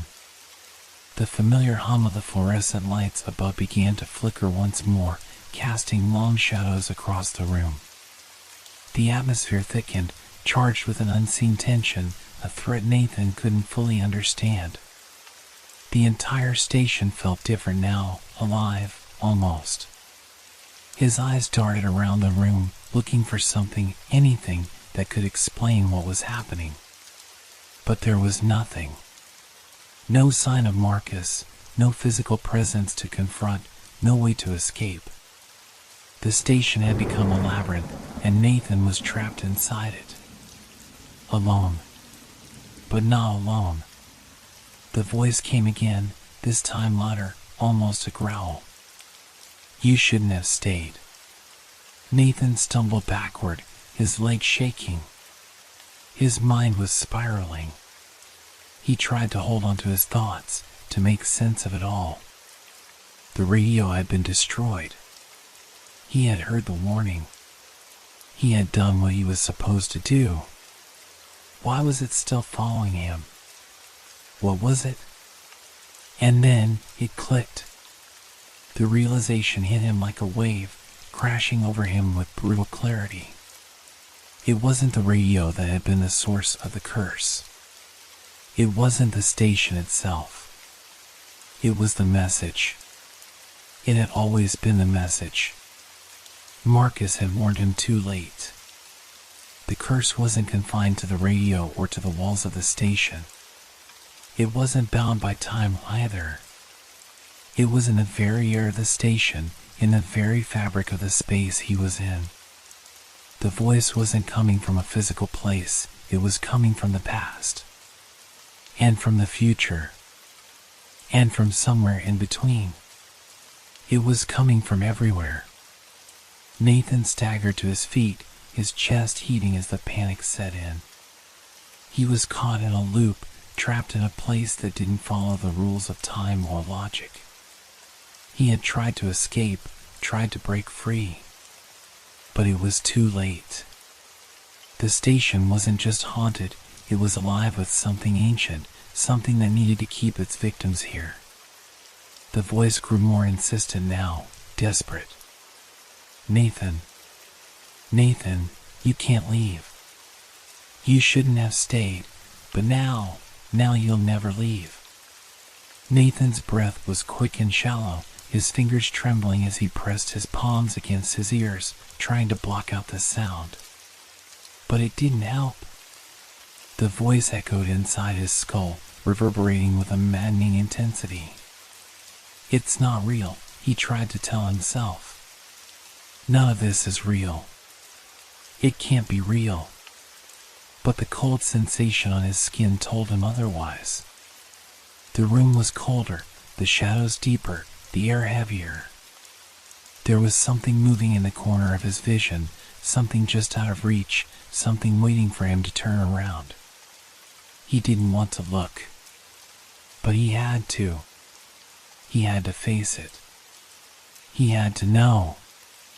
Slowly, he turned, his body rigid, eyes darting toward the darkened corner of the room. And there it was. A shape. A figure.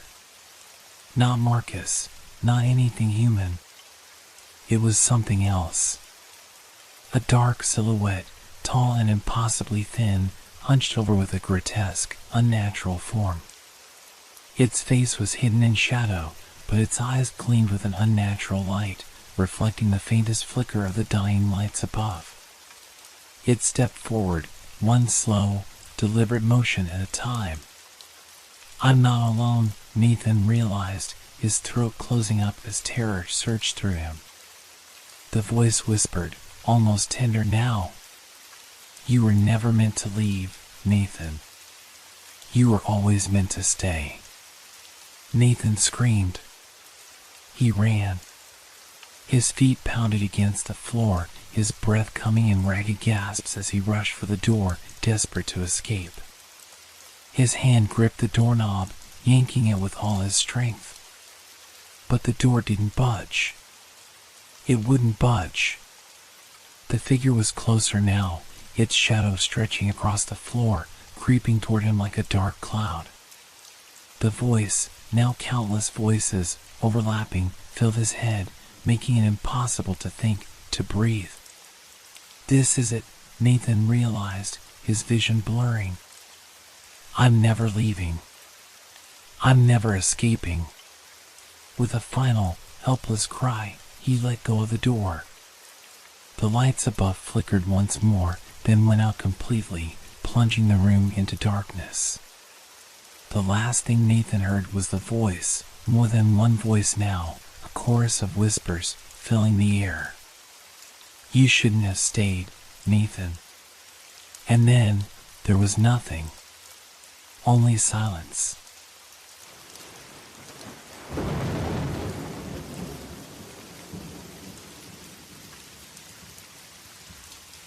Have you ever stayed in a place that felt wrong, yet you couldn't quite put your finger on why? That's how I felt when we arrived at the old hotel on the outskirts of town. The place was isolated, nestled at the edge of a forest, its crumbling walls and faded sign a relic of a past long forgotten. It was the kind of place that seemed to exist just outside of time, like it had been untouched by the world for years, maybe decades. I had no intention of staying there, not really. My friends and I were driving to a nearby city, but the storm caught us off guard. The rain was coming down so hard that it was impossible to see beyond the windshield. We needed shelter, and the hotel seemed like the only option. The lobby was dimly lit, the air musty with the scent of mildew and old wood. The receptionist was a thin, elderly man with a pale, almost translucent face. His eyes were unnervingly vacant, as if he were staring into some distant, unreachable place. We have rooms, he said in a hoarse whisper, his voice cracking. Just be careful. I remember the way he looked at us, as if he was warning us, but also something else. It felt like a warning I didn't understand yet. He handed us the key to room number 6. The moment our fingers brushed the cold metal of the key, a chill ran down my spine, but I didn't think too much of it. We were tired, desperate to rest. The hallway was narrow, lined with old portraits that seemed to watch us as we passed. The floorboards creaked underfoot, and the air grew colder as we moved deeper into the hotel. It wasn't just the storm outside, it was something about the building itself. The longer we walked, the more the sense of unease grew. When we finally reached our room, I noticed something strange.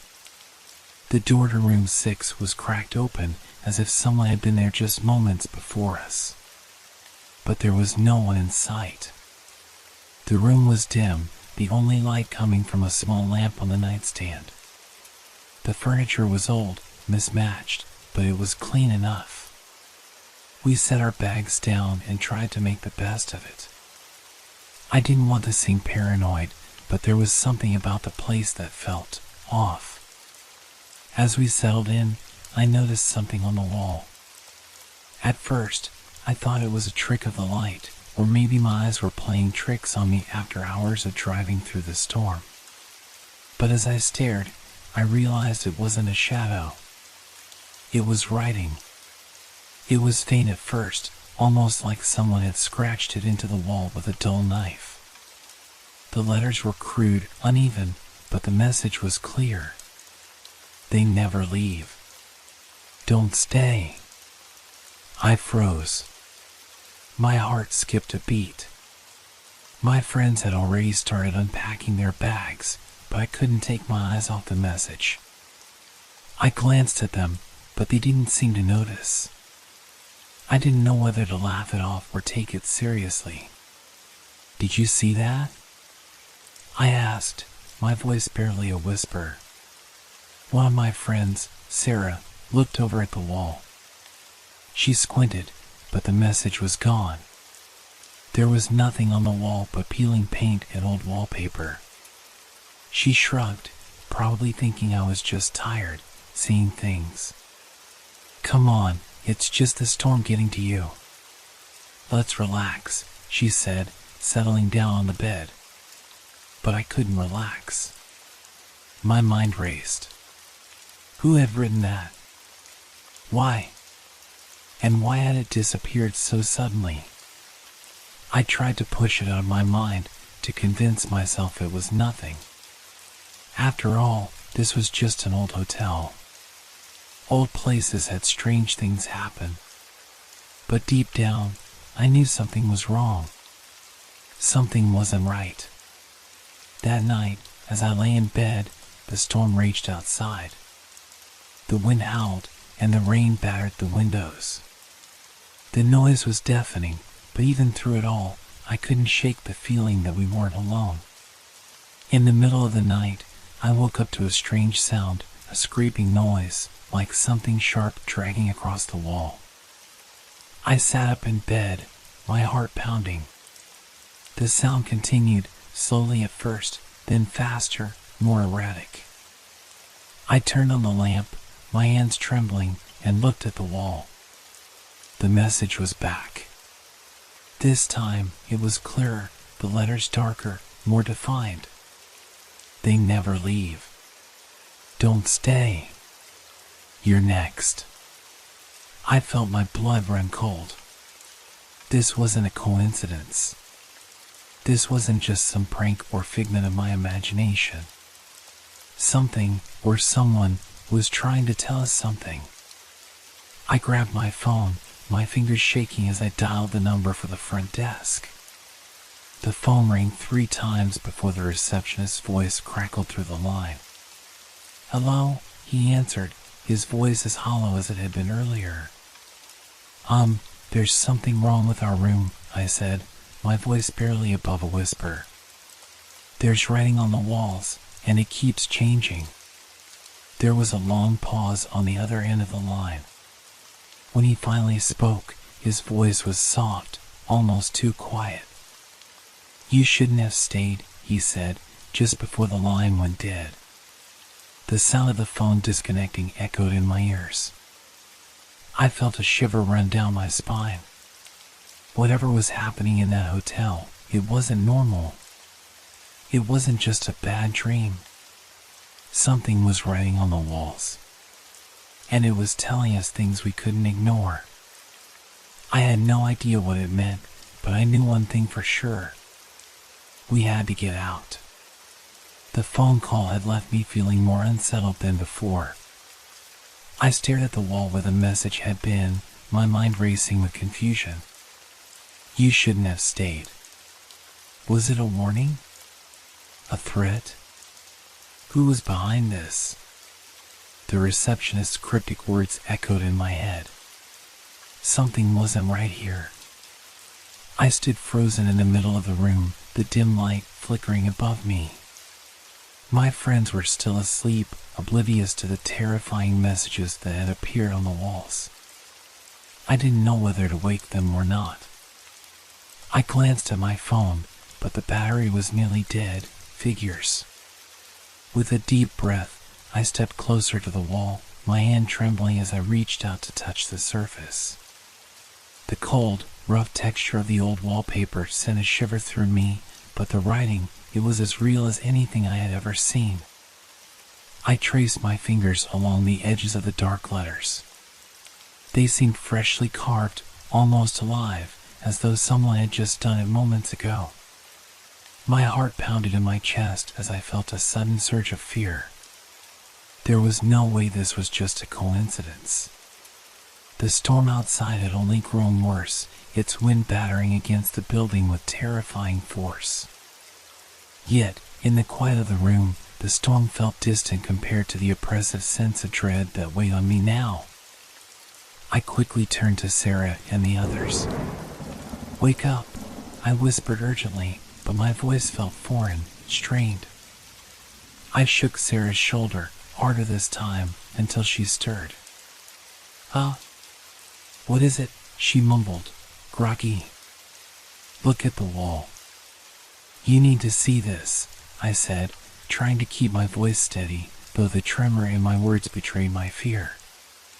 Sarah squinted at the wall, her eyes narrowing. She blinked, rubbed her eyes, and then looked again. I could see her expression change as she processed what she was seeing. "What is that?" she asked quietly, as if speaking too loudly would somehow make the words on the wall come alive. I didn't have an answer. My mind was spinning, but there was a sinking feeling in my stomach that told me this wasn't just a prank. Whoever, or whatever, was behind this was trying to communicate something. But what? The sound of the storm outside seemed to grow louder, the wind howling like a living thing. I could almost hear voices carried by the wind, faint whispers that seemed to come from nowhere. Or maybe it was my imagination running wild. After all, no one else had heard the strange scraping sounds earlier. But I could have sworn. "Maybe it's a joke?" Sarah suggested, her voice unsure, though she couldn't hide the edge of fear creeping into it. "Maybe the last guests did this, or someone else in the hotel." I shook my head, my heart hammering in my chest. "No, I don't think so. I don't think this is some prank." The other two friends, Mark and Evan, stirred from their sleep, rubbing their eyes in confusion. They, too, turned toward the wall and took in the sight. They didn't speak for a few moments, just stared. Then Evan let out a shaky laugh, though it sounded forced. All right. This is getting weird," he said, sitting up and glancing around the room. "This has got to be some weird coincidence. Maybe we should just sleep on it and get out of here in the morning." I wanted to agree, but the thought of lying back down, pretending everything was fine, felt impossible. Every instinct in my body screamed that we were in danger, that something more than just a storm was closing in on us. But I was outvoted. Mark and Evan decided we should sleep and deal with it in the morning. We locked the door, pulled the curtains, and tried to settle back into the uneasy quiet of the room. But sleep didn't come. I lay awake, staring at the ceiling, listening to the storm intensify outside. My mind kept drifting back to the message on the wall. I couldn't stop wondering who wrote it, or how they knew we were here. And more importantly, how did they know what would happen next? I was just starting to drift into a restless sleep when the scraping noise came again. It started soft, like a distant scratching, but then it grew louder, more deliberate, like something, or someone, was drawing something with great care. I sat up so quickly I nearly knocked the lamp off the nightstand. The others stirred, but none of them spoke. We all knew the sound was real. The scraping was coming from the wall, from right above my bed. "Guys," I whispered, my voice barely a breath. "It's happening again." Sarah, who had been awake just like me, slowly turned to face the wall. The air felt colder now, and I could almost see my breath, though the room was supposed to be warm. The lamp flickered, then went out completely, leaving us in complete darkness. "Don't move," Sarah whispered, her voice quivering. "Stay still." I froze, every muscle in my body locked in place. We listened, our hearts beating faster with each passing second. The scraping was louder now, frantic, almost desperate. Then it stopped. For a moment, everything was completely silent. And then came the second message. I could barely make it out at first, but as my eyes adjusted to the dim light, the words became clearer. They were fresh, scrawled hastily, as if someone had been in a rush. You're not alone. They're watching. I could feel my pulse race, my hands trembling as I reached for the lamp, desperately trying to turn it back on. But the switch clicked uselessly, as if the light itself had been snuffed out by whatever was in the room with us. The air grew thick, suffocating, and the walls seemed to close in. The storm outside had gone completely still. No rain. No wind. Just dead silence. And then the whispers returned. But this time, they weren't from the wind. They were coming from inside the room. The room was suffocating in the silence that followed. My heart raced, the pounding in my chest deafening as I tried to make sense of what was happening. The air felt thick, almost tangible, and each breath felt heavier than the last. The whispers were subtle at first, quiet, faint, like voices just out of reach. But they grew louder, inching closer, crawling under my skin. I wanted to scream, to demand that someone explain what was happening, but I couldn't make a sound. My throat was tight, the words stuck in my chest. All I could hear were those whispers, soft and unintelligible, brushing against my ears like a cold wind. Did you hear that? Sarah's voice broke through the tension, her words trembling. She was sitting up in bed now, her eyes wide and searching the room. I nodded, though I was terrified to admit it out loud. Yeah. It's coming from inside the room. I think we're not alone. The others shifted uneasily, but no one moved. The silence stretched on, stretching the seconds into what felt like an eternity. The scraping sound had stopped, but the whispers remained, circling us like invisible hands, tugging at the edges of our sanity. I could feel the weight of something in the room, something unseen.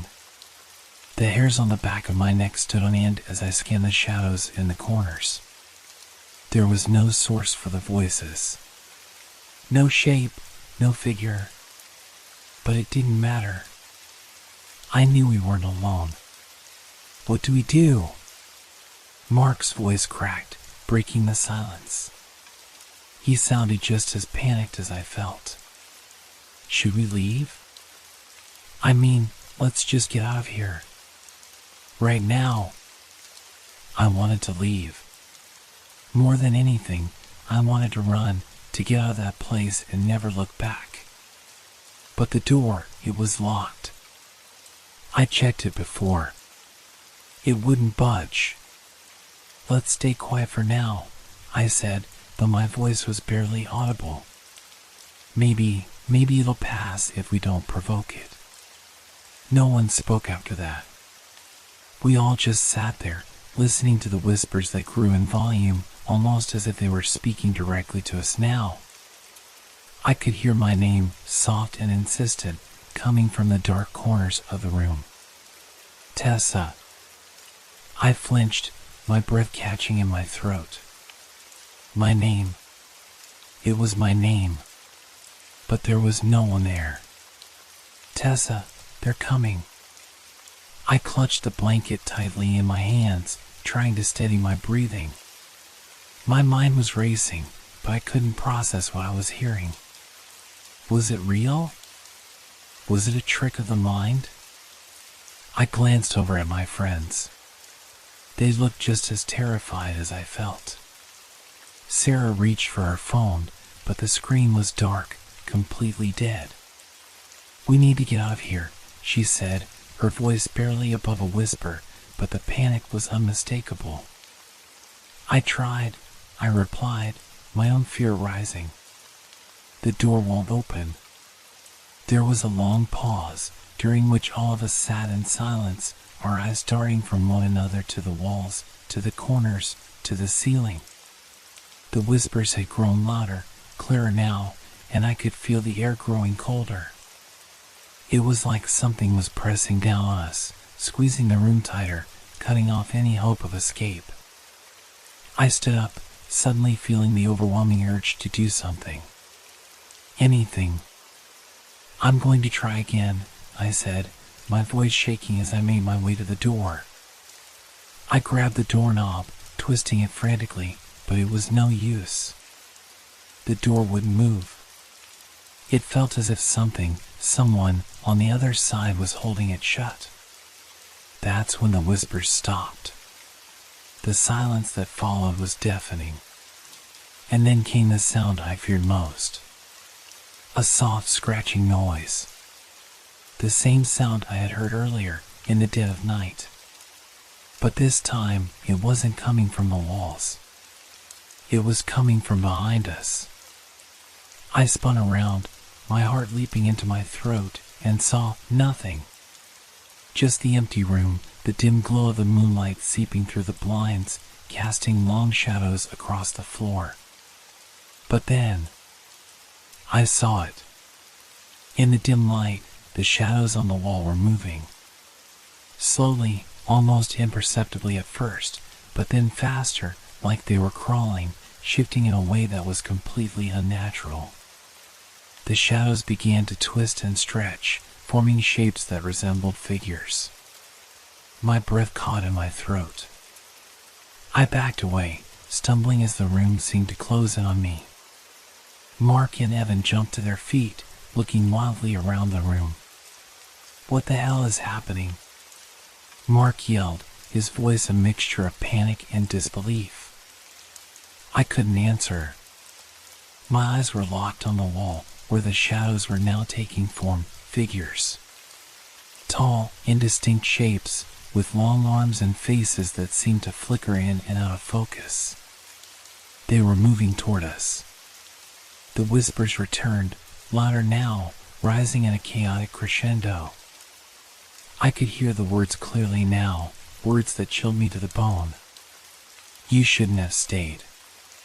You're not supposed to be here. You're next." The temperature in the room plummeted. I could see my breath now, puffing out in short, frightened bursts. The air felt thick with dread, and I knew, without a shadow of a doubt, that we were not alone. The figures on the wall were almost fully formed now, and they were moving. Not just in the shadows, but in the room, too. I could see them slowly advancing toward us, their features becoming clearer with each passing second, tall, distorted beings with hollow eyes that stared straight through me, through us. I wanted to scream, but the fear kept me frozen. I could barely breathe, let alone move. Then, in a sudden burst of movement, the figures lunged, and the lights went out. For a moment, everything went black. The silence was suffocating, more oppressive than anything I'd felt before. The figures had vanished, swallowed by the sudden darkness. My eyes darted around, trying to make sense of the emptiness, but I couldn't see anything. The room had swallowed us whole. Then, the whispers returned. Fainter this time, but they were there, swirling in the darkness, as if they were just behind me, breathing into my ear. "Run." I stumbled back, my hand reaching out desperately in the dark. My fingers brushed against the cold, damp wall, and for a moment, I felt the texture of the paint beneath my skin. I didn't know where to go. Everything felt disorienting, as though the very walls had shifted. The room was no longer the one I entered. It had transformed into something far darker, far more menacing. "Someone turn on the damn lights." Evan's voice cracked through the panic. I could hear him stumbling, his footsteps heavy, colliding with furniture. The others were trying to make sense of the dark, but we were all lost. I reached for my phone, but it too was dead, just like Sarah's. The room had swallowed all light, all hope. I could only hear the sound of my own breath, quick and shallow, the whispers creeping under it. "You shouldn't have come here." I shook my head, trying to silence the voice in my mind, but it only got louder. The coldness was overwhelming now, almost unbearable. My teeth chattered from the freezing air that seemed to emanate from nowhere, cutting through my clothes like ice. The walls were changing. I could feel it, even if I couldn't see it. The texture of the walls was no longer smooth, but rough and jagged, as though the surface was alive, shifting beneath my touch. My fingers slid along it, finding deep scratches, strange symbols carved into the paint. I couldn't understand them, but they were there, clawing their way into the surface, like they were alive. Run. Run. Run. I turned to Sarah, her voice trembling in the dark. We have to get out of here. We have to. But before I could finish, the whispers turned into something else. A growl, low and rumbling, like a sound that came from deep inside the earth. The temperature in the room plummeted even further, my breath turning into clouds of vapor, and then, just like that, it stopped. For one fleeting second, there was silence. And then the door exploded open. I don't know how, but it was suddenly wide, the hinges screeching like a banshee, the wood splintering as if it had been torn apart by some unseen force. The hallway outside was dimly lit, but it offered an escape, a way out. We need to go. Now! I shouted, grabbing Sarah's hand. Mark and Evan followed, stumbling behind us in the dark. We didn't care where we went. We just needed to get out. We ran into the hallway, the air feeling warmer, more normal, like it had all been a bad dream. But the further we got down the corridor, the more I realized how wrong it felt. The walls were cracked, the paint peeling off in large chunks. It wasn't just the room that had changed. The entire hotel had shifted. It was as though the building itself was alive, breathing, closing in on us. I turned back to look at the room. The door slammed shut behind us, as if it had never been open at all. The hallway stretched on, leading to more darkened doors, empty rooms. There was no escape. It was as if we were trapped in an endless loop. Suddenly, I heard it again, the whispers. You shouldn't have left. I froze. My body went cold. It was coming from the walls. Again. The whispers were crawling out from the cracks in the plaster, from the gaps in the floorboards. Everywhere. Their voices were louder, more distinct, now. They were waiting for us. You're not supposed to leave. I turned around, heart racing, as the hallway seemed to stretch farther, the doors twisting into shapes that made no sense, the shadows growing longer, darker. And that's when I saw it. There, at the end of the hallway, standing perfectly still, was a figure. Tall, slender, and impossibly dark, its face hidden in shadow. It didn't move, but I could feel its eyes on me, even from this distance. You should have stayed. I felt my blood run cold. The figure took a step toward us. The floorboards creaked under its weight, as though the entire hotel had shifted beneath its presence. The figure's long arms hung at its sides, its movements so fluid, so unnatural, they seemed to defy the very laws of physics.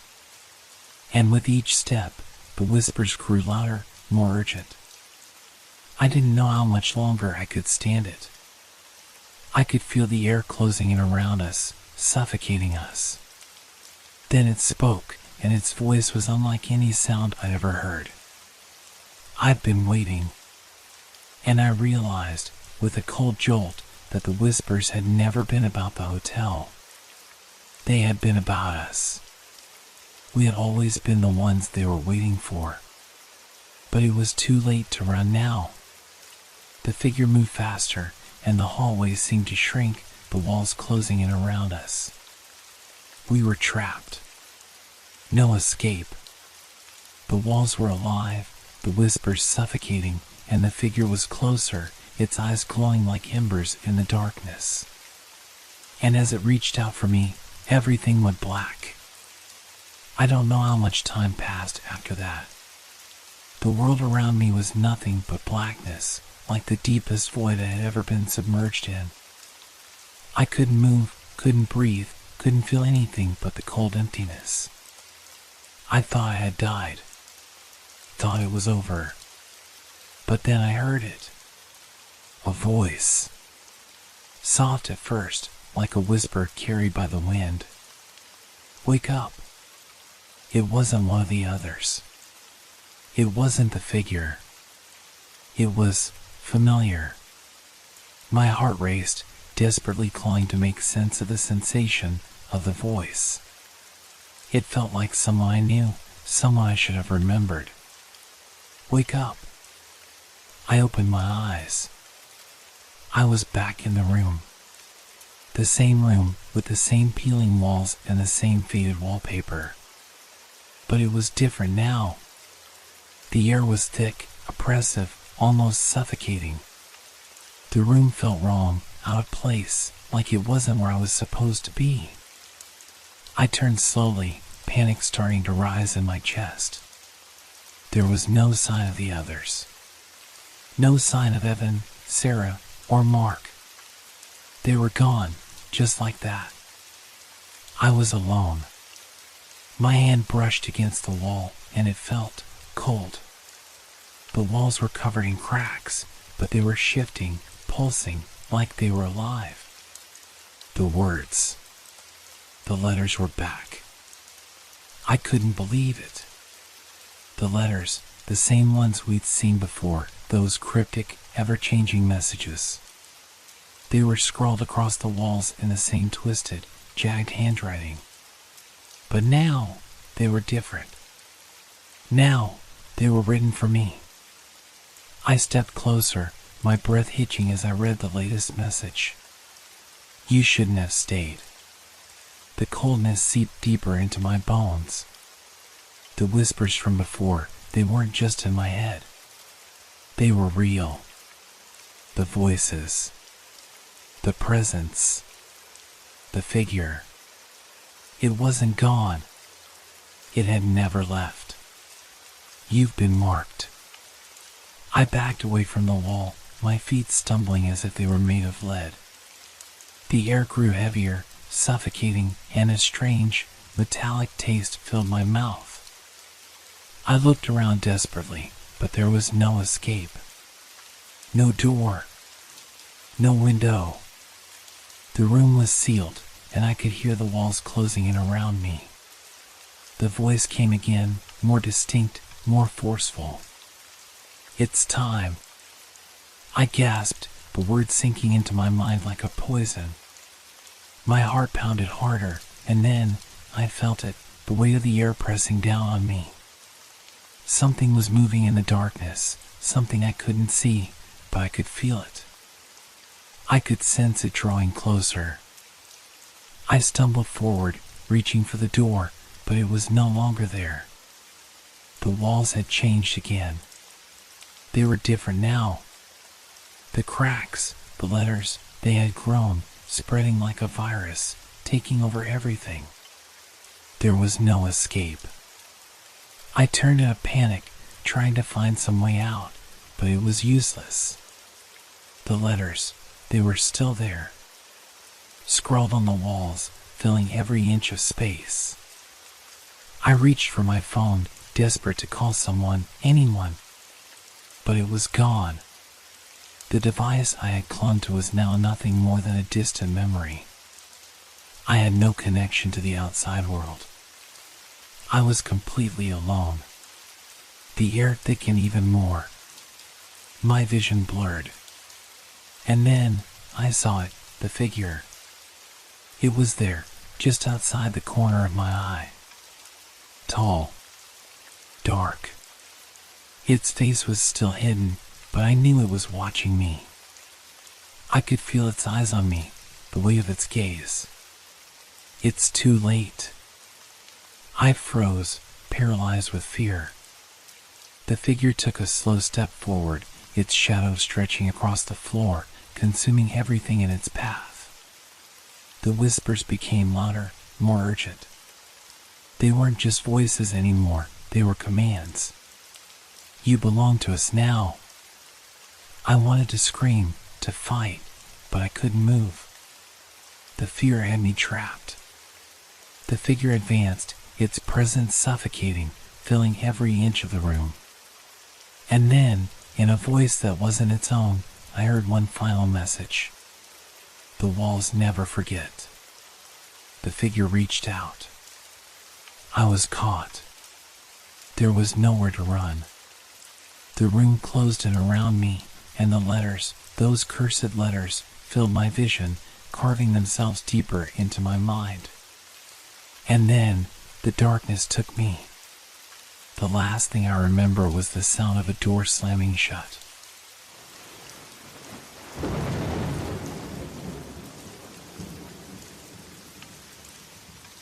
It was a little past midnight when I realized I had missed the last train. The automatic doors of the subway station had already slid shut behind the departing train, leaving me standing alone on the empty platform. I had been in a rush, my mind preoccupied with a long day at work, and I hadn't been paying attention to the time. Now, as I glanced up at the clock above the platform, I saw that I had at least half an hour to wait until the first train in the morning. I sighed, cursing under my breath. The subway station was eerily quiet, the usual hum of the city life far away. The lights flickered slightly, casting long shadows across the tiles of the platform. I shifted uncomfortably, feeling the weight of isolation in the underground. The whole station felt abandoned, and that was exactly how it seemed, abandoned. There were no late-night commuters, no stragglers waiting for the last ride home, just the strange, oppressive silence. It wasn't that I was afraid of being alone in the subway, but something about the quiet unsettled me. The way the walls echoed even the slightest noise made everything feel bigger, darker. I walked up and down the platform to stretch my legs, trying to shake off the discomfort. My footsteps clicked sharply against the concrete, the sound amplified in the hollow space. My mind wandered as I tried to pass the time, imagining how stupid it was to be here alone at this hour. The whole thing felt absurd. I could hear the faint buzz of the fluorescent lights above me, but the sounds were too distant. I was just about to check my phone for the time again when I heard it. A step. It was faint, almost imperceptible, but it was there. I froze. My heart skipped a beat as my eyes darted toward the far end of the platform. The sound was a single, deliberate footstep echoing through the station as though someone was moving in the shadows. I squinted into the darkness, but all I could see were the empty tracks and the dimly lit pillars lining the edges of the platform. Another step.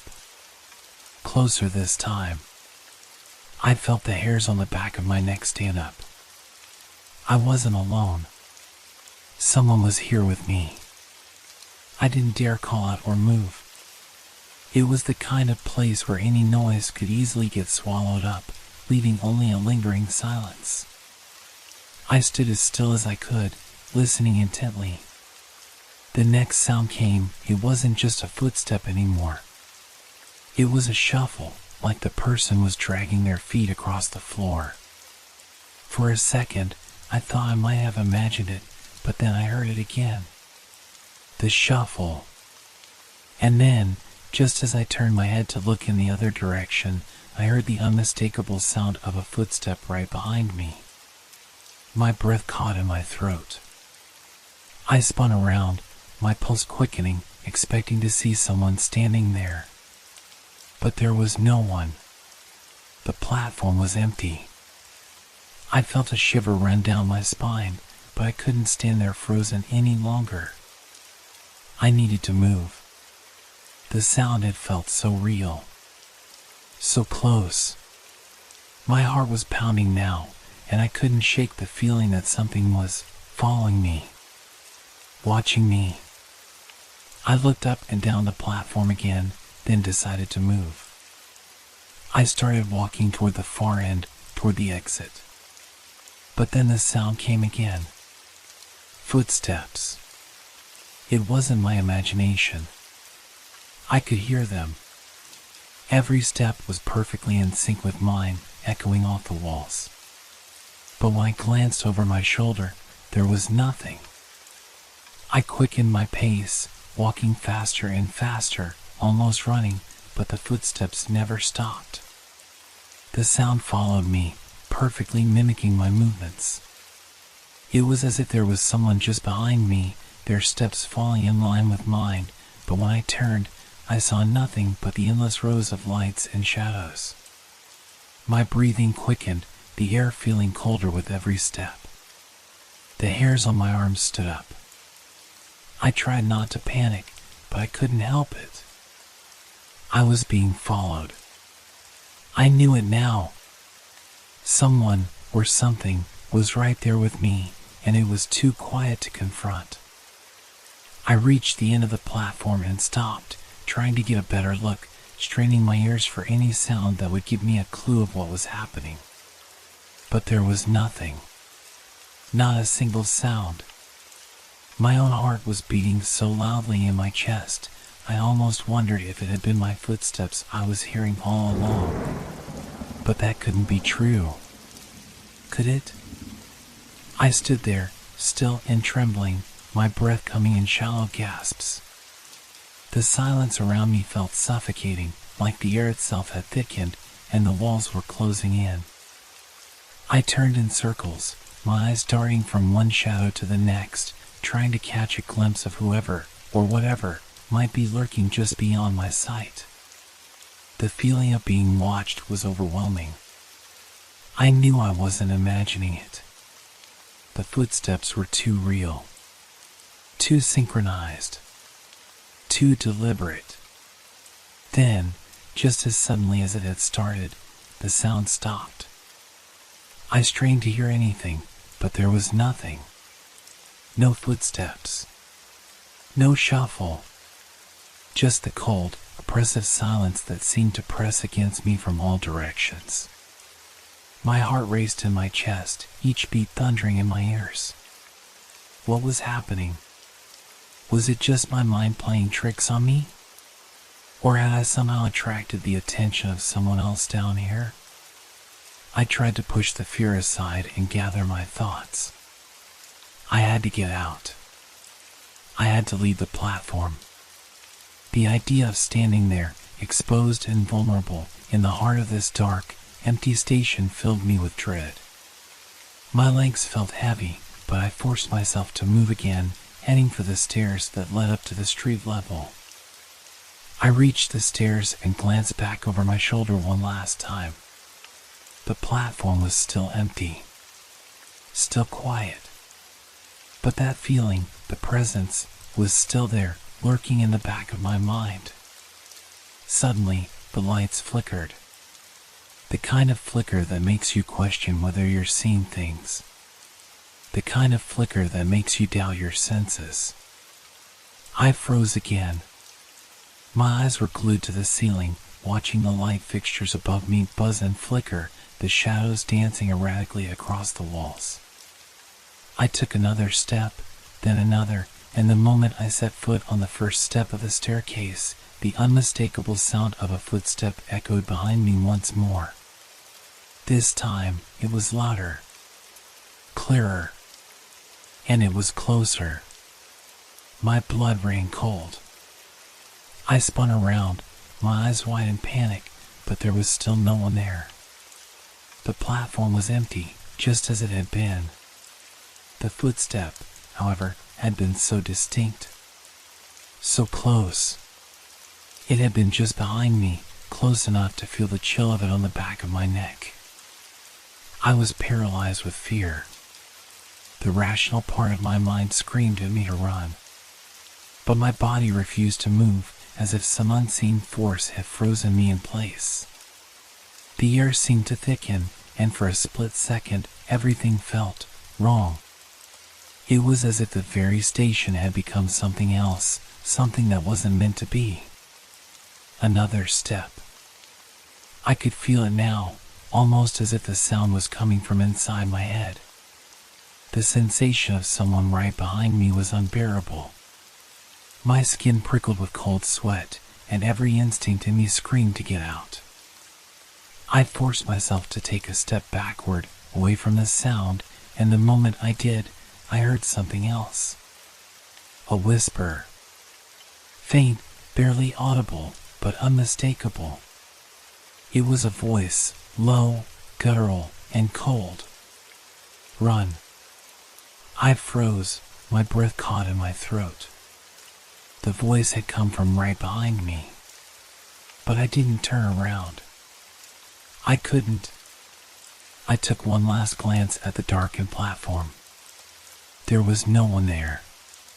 Nothing but shadows, stretching long and unnatural beneath the dim lights. But I knew. I could feel it.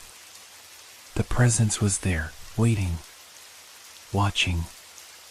And then, just as quickly as it had all begun, the station fell silent once more.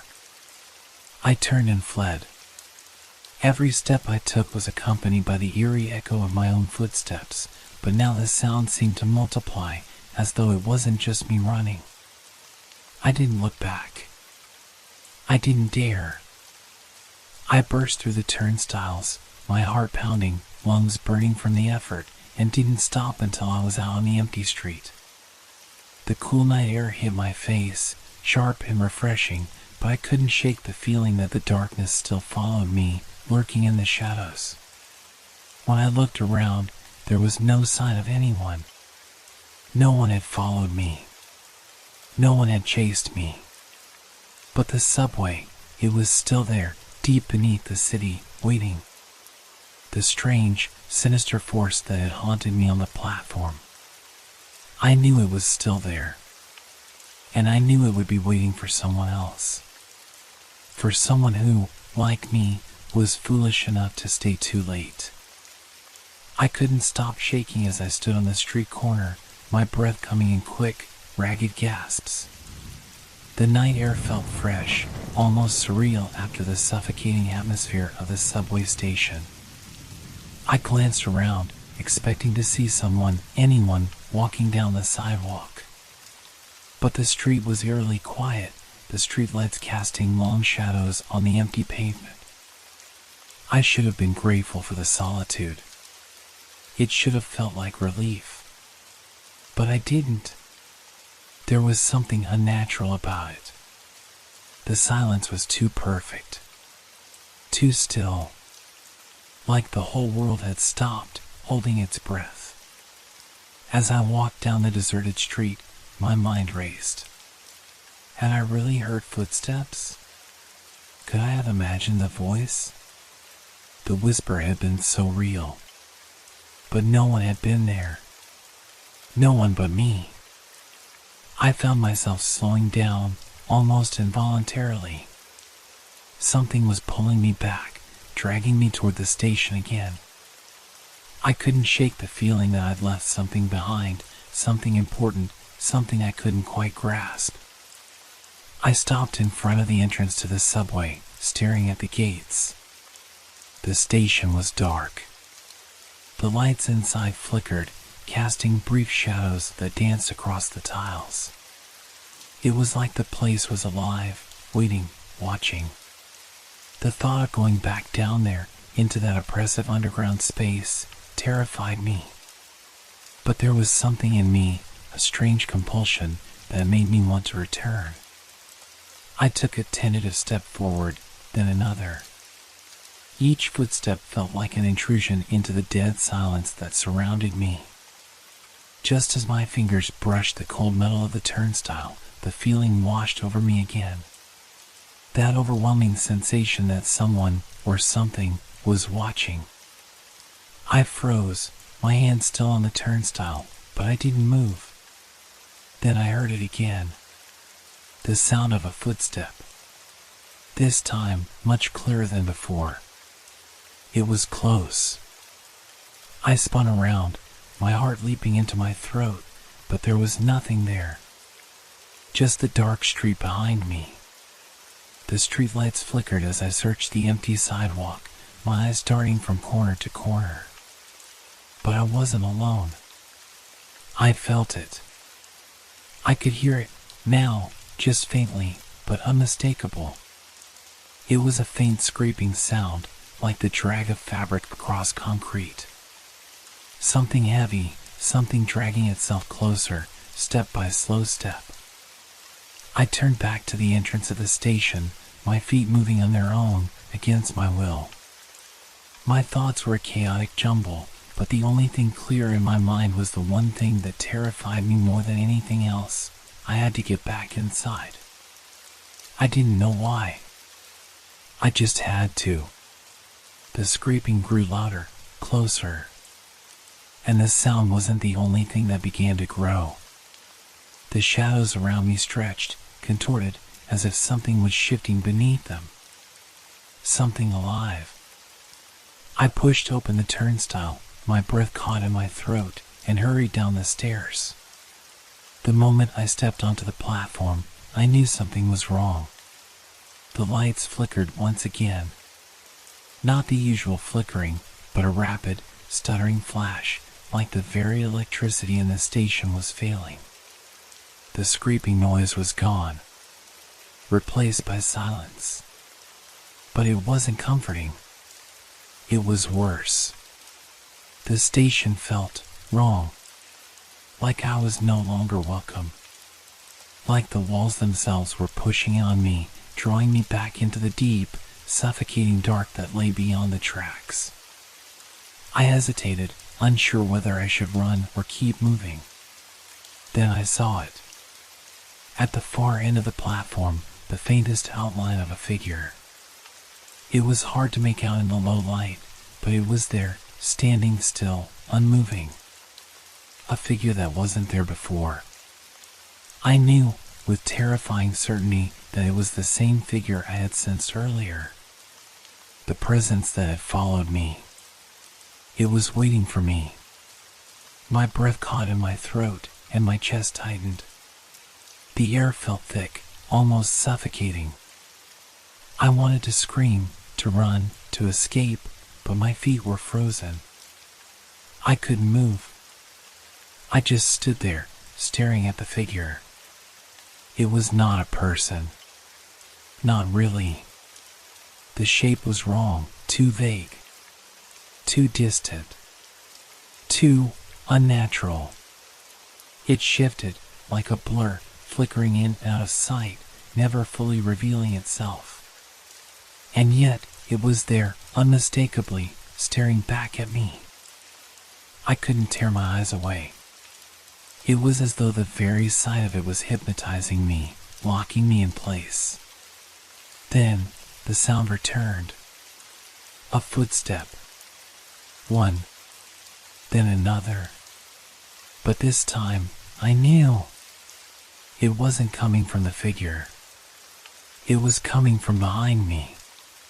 My pulse spiked, a rush of adrenaline flooding my system as I finally broke free of the paralysis. I turned and ran. I didn't dare look back, but I could hear the footsteps, getting closer. The sound echoed in the cavernous space, reverberating off the walls in a distorted rhythm that made it impossible to tell how far away the footsteps really were. They seemed to be right behind me, each one faster than the last. I ran, the darkness swallowing me, but it didn't matter. I had to escape. I couldn't stop. I wouldn't stop. I didn't know how long I had been running. My legs burned, my chest heaved with each desperate breath, but I couldn't stop. The station, the dark, suffocating corridors, the echoing footsteps, it was all closing in on me. The harder I ran, the more the darkness seemed to stretch, pulling me further from the exit, further from any semblance of safety. The footsteps were still behind me. Closer now, unmistakably closer. There was no mistaking the rhythm. It was methodical, calculated. It wasn't the frantic pace of someone chasing me. No, this was something different. The steps were too deliberate, too sure. I darted around a corner, my foot catching on something jagged in the dark. I stumbled, nearly losing my balance, but I caught myself just in time, pain shooting through my ankle. It didn't matter. I pushed forward, limping now, but still moving. I should have known better than to turn back. But something inside me, a sick curiosity, pushed me to glance over my shoulder. The figure was still there, following me, just at the edge of my vision, but always a step behind. It moved with uncanny precision, like it knew exactly where I was going. But it wasn't in a rush. It didn't need to hurry. My stomach turned as the thought occurred to me. It wasn't trying to catch me. It was toying with me. I rounded another corner and stopped. My head was spinning. The station was endless. I had been running for what felt like hours, and yet I hadn't reached the exit. Every hallway looked the same. Every turn only seemed to bring me deeper into the labyrinth of tunnels. I tried to steady my breathing, straining to hear anything other than my own heartbeat pounding in my ears. The silence that followed was suffocating. No footsteps. No sounds of movement. Just the low hum of the overhead lights that flickered intermittently. Was it gone? The stillness was unnerving. Every part of me wanted to believe it was, but I couldn't shake the feeling that I was still being watched. The hairs on the back of my neck prickled. I took another cautious step forward, listening intently. The air was thick with tension. And then I heard it again. The scrape. It was faint at first, like the sound of a shoe dragging across the concrete. But it grew louder, closer, each scrape sending a cold shiver down my spine. The noise was coming from behind me, no longer distant, no longer faint. The footsteps had resumed. I spun around, my eyes scanning the darkness. The figure was there again, emerging from the shadows, its form only partially visible. It seemed to flicker in and out of focus, like a glitch in the fabric of reality itself. I felt an overwhelming wave of dread wash over me, my pulse racing in my throat. There was no escaping it. No matter how fast I ran, no matter where I went, it would always be there. Always watching. Always waiting. I backed away slowly, my breath coming in short gasps, my foot hitting something behind me with a soft thud. I glanced down and saw an old, rusted metal door. It was slightly ajar. I didn't even think. I reached for the handle and pushed it open with all my strength. The air inside was damp, cold. A dark storage room filled with discarded boxes and forgotten debris.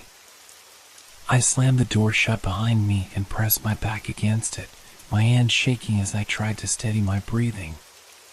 The room was small, claustrophobic, but at least it was a temporary refuge. I listened. For a moment, there was nothing. Just the silence, the deafening silence. But then, I heard it again. The scrape. It was closer. It was right outside the door. I felt my pulse quicken again, my mind racing. There was no way out. No windows, no other doors, nothing to escape through. The walls seemed to close in on me, the oppressive air thick with dread. I glanced around frantically, my eyes landing on an old radio sitting on a shelf nearby. It was a relic, one of those old-fashioned devices that looked like it belonged in a museum. Desperation surged through me. Maybe I could use it to call for help, to get someone to come and find me. It was a long shot, but it was the only chance I had. I scrambled over to it, my fingers trembling as I fiddled with the dials. The static hissed, the crackling sound filling the small room like an ominous whisper. I twisted the dial, trying to find a frequency, any frequency.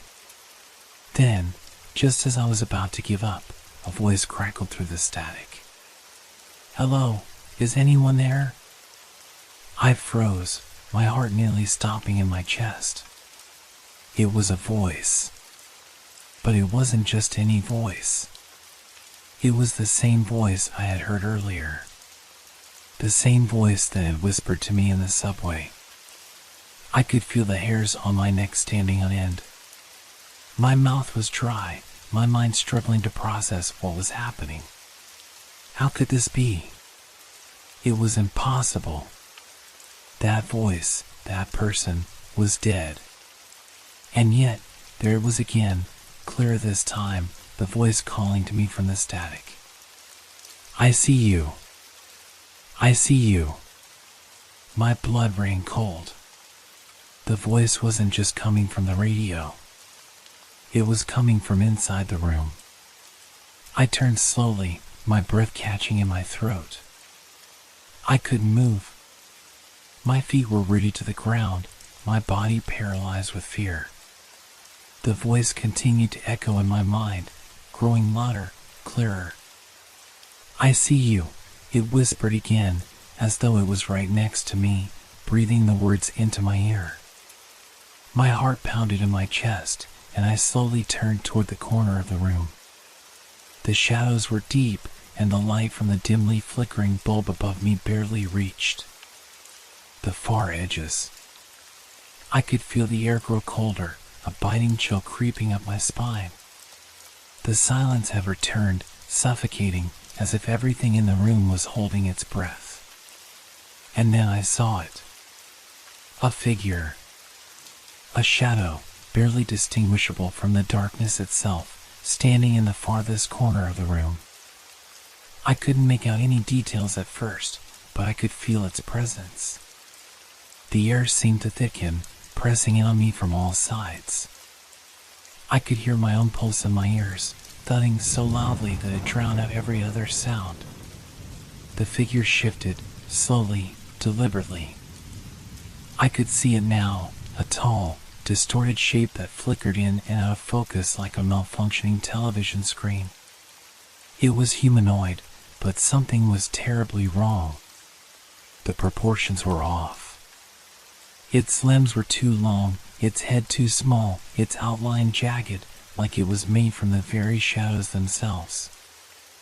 "I see you," it repeated, its voice impossibly close, though its mouth didn't move. The words were like a cold wind brushing against my skin. "I'm always watching." My throat tightened. I couldn't breathe. I couldn't scream. All I could do was stare, transfixed by the figure that loomed in the darkness. I didn't want to look at it. I knew I shouldn't, but I couldn't look away. The figure took a step forward, its movement fluid but unnatural, like it was both there and not there. Its footfall didn't make a sound, yet I could feel the space around me change with each movement it made. I stumbled backward, trying to put distance between myself and whatever this thing was, but there was no escape. The walls were closing in, the small room becoming even more claustrophobic. It didn't move fast. It didn't need to. Each step was measured, purposeful, like it was savoring the moment, waiting for me to break. I had no idea how much time had passed. Seconds? Minutes? It felt like an eternity. The air was heavy with tension, and I felt like I was suffocating. Every breath was a struggle, my chest constricting, my mind racing, trying to make sense of what was happening. "I see you," the voice whispered again, this time in a low, guttural tone, as if it was somehow closer, right behind me, in the very space I occupied. I spun around, but there was nothing there. No figure. No shape. Just the empty, suffocating air. I gasped, my legs shaking, my knees threatening to buckle. I stumbled toward the door, my hands fumbling with the handle. But it wouldn't open. The metal was cold against my palms, and no matter how hard I pushed, the door wouldn't budge.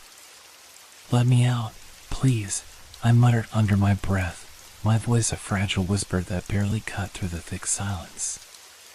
Then I heard the scrape again. It was louder now. Closer. No longer distant, no longer a subtle sound. It was as if someone, was dragging itself along the floor behind me. My heart skipped a beat. I didn't need to turn around to know what it was. I could feel its presence. I could hear the scraping getting nearer, getting louder, coming closer with every passing second. I slammed my shoulder against the door, desperate to break free, but it remained stuck. I was trapped. The sound behind me grew, louder and louder, until it became deafening. I could almost feel the weight of whatever was coming for me. The air grew cold again, the chill so deep it cut through my skin. And then, just as I thought I would lose my mind, the scraping stopped. The room was dead silent again. I dared to glance over my shoulder. There, standing right in front of me, just beyond the threshold of the door, was the figure. Its face was still indistinct, like a blur, but I could feel its eyes on me, watching, waiting. "I see you," it repeated, the words no longer just a statement, but a promise.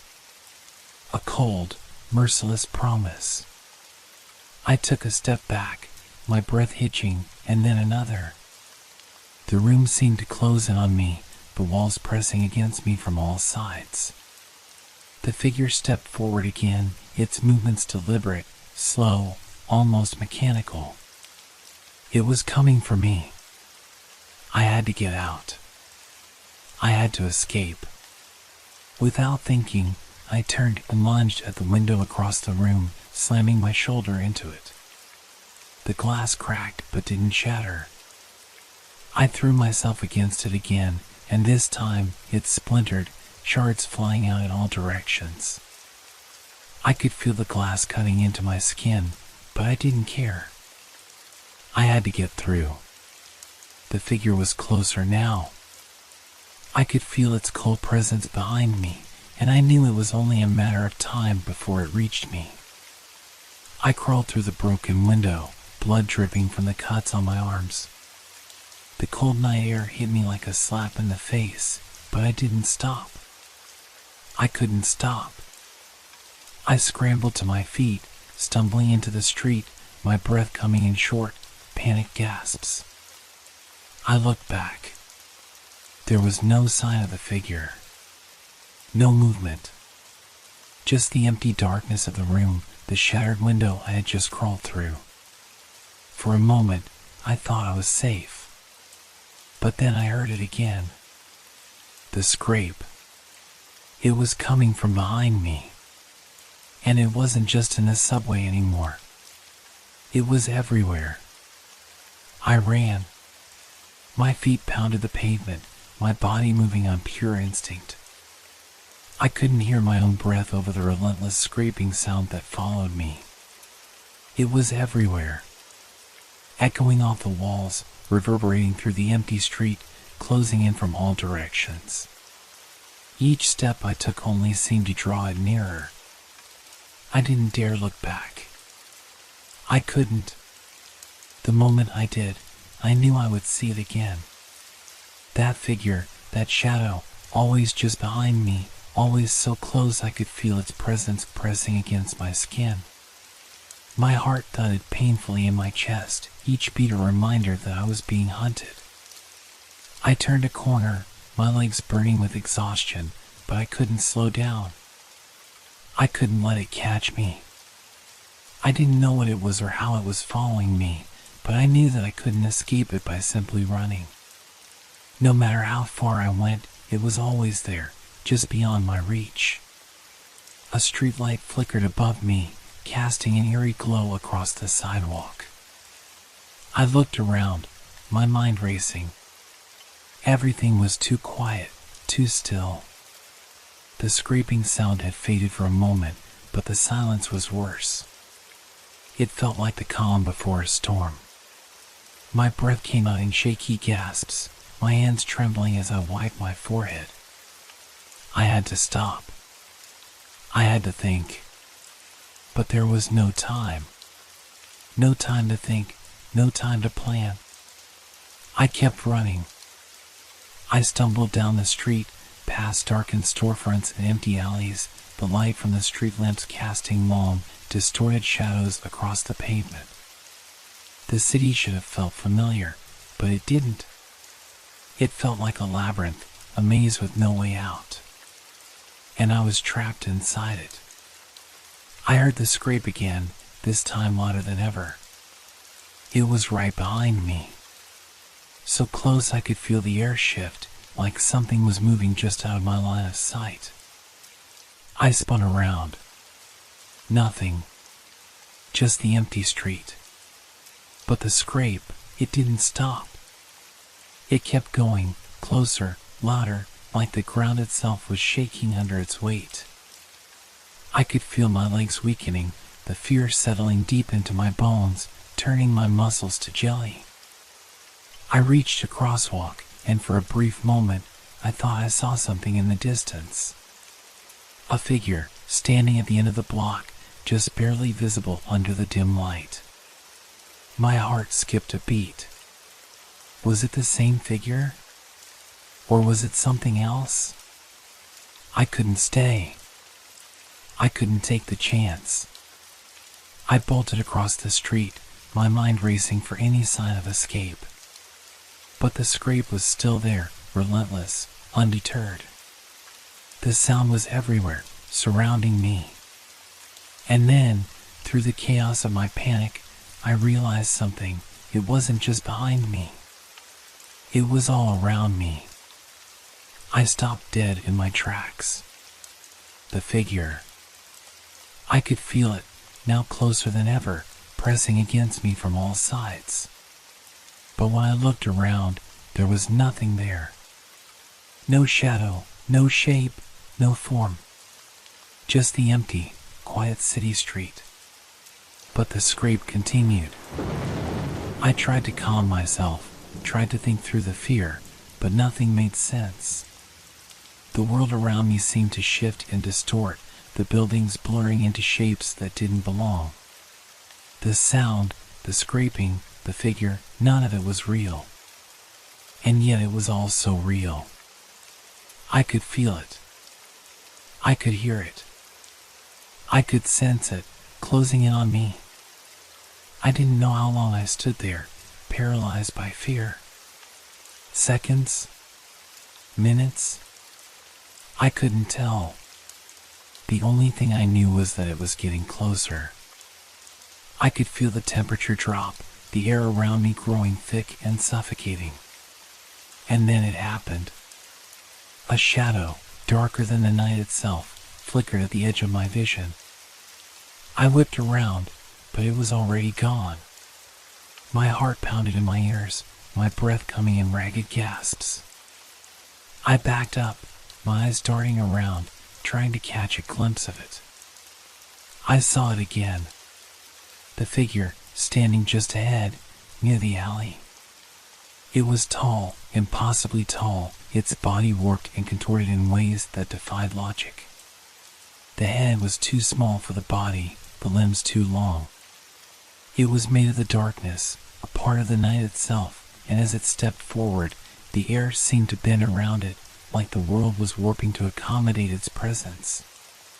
And then, as though it were reading my thoughts, it whispered, "I see you." The words hung in the air like ice, freezing my blood in my veins. I couldn't move. I couldn't breathe.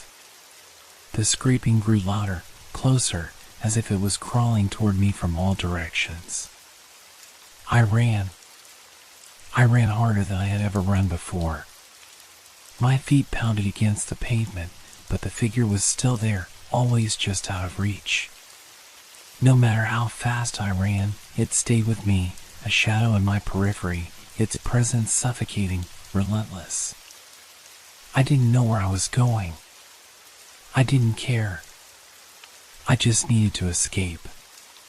But no matter how far I ran, no matter how many turns I took, the figure never left. The scraping sound grew louder and louder, now echoing through the streets, until it was deafening. The walls were closing in on me again, the streets narrowing, the buildings rising up on either side like monstrous silhouettes, trapping me in the middle. I ran blindly, heart hammering in my chest, but the streets kept twisting, pulling me deeper into the maze. Then it stopped. The scrape. The footsteps. The figure. Everything went silent. The city around me seemed to hold its breath, the air thick with stillness. I stopped in my tracks, my body shaking uncontrollably. I was no longer sure if I had outrun it or if it had been waiting for this moment. I turned around. The street was empty, but I couldn't shake the feeling that it was still out there, watching me, waiting. And even though the silence pressed against my ears, I couldn't escape the whisper that followed me, no matter where I went. I see you.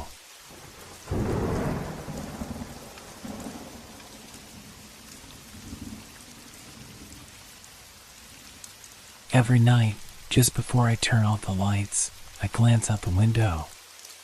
It's a habit now, something ingrained in my evening routine. There's a house across the street, an old building, darkened by age and neglect.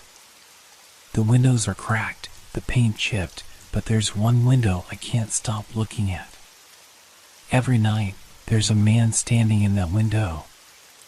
At first, I thought it was just my imagination. Maybe it was the reflection of a streetlight or a shadow cast by the trees. But no! Every night, without fail, there he stands. His back to the glass, his face obscured, but his presence unmistakable. He doesn't move, doesn't turn, doesn't acknowledge the world outside. Just stands there, staring at nothing. It's unsettling. I don't know why, but I can't look away.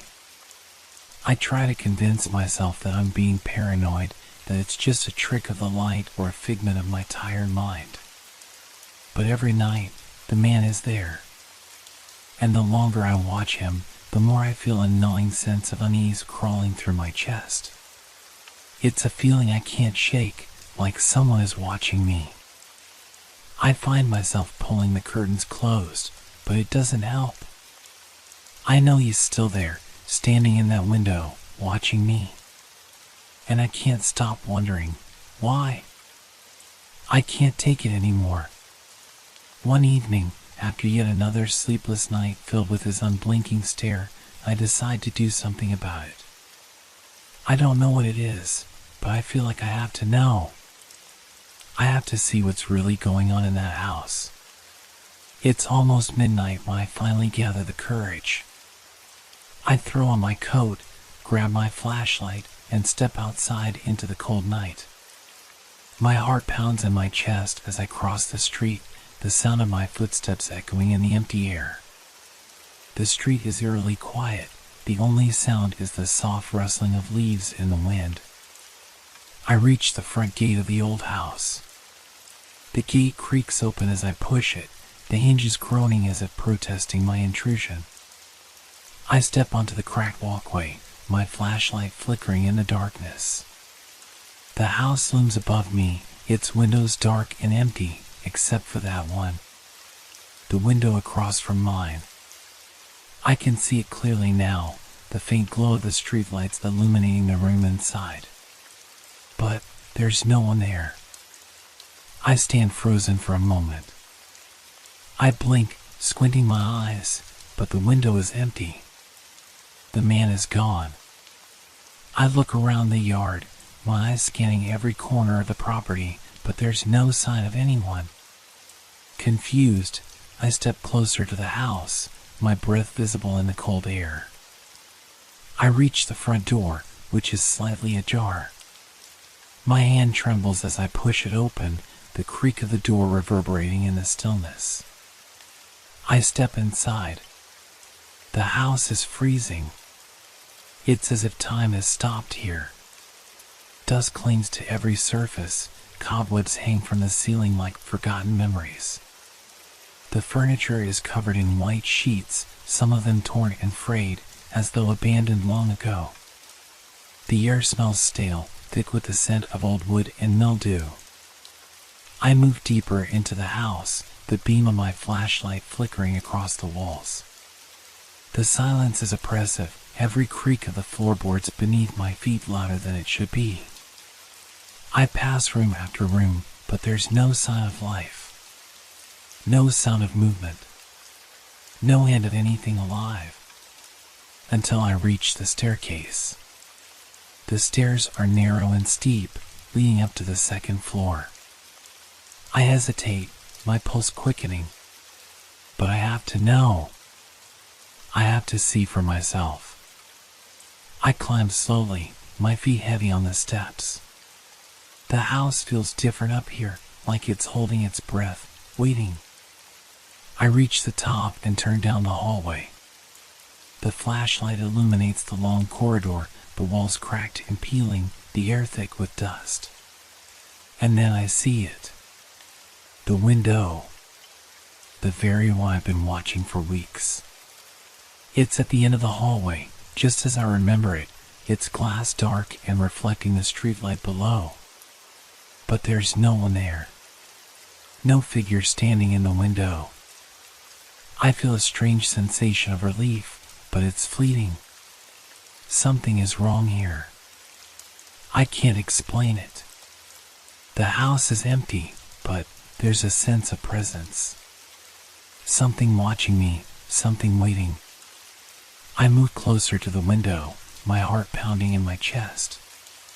My breath fogs up the glass as I lean in, pressing my hand against it. And that's when I see it. The reflection. It's not me. A figure stands behind me in the reflection. A man, his face obscured, his back to me. I freeze, my body going numb. The flashlight slips from my hand and clatters to the floor, the beam spinning wildly as it rolls away. The figure doesn't move. It's just standing there, watching me. I turn around, my throat dry, but there's nothing. No one. The hallway is empty. I spin back to the window, my breath shallow and quick. The figure is still there, in the reflection. He's closer now. I can see his face, just barely, a twisted grin spreading across his features. I can't breathe. I can't think.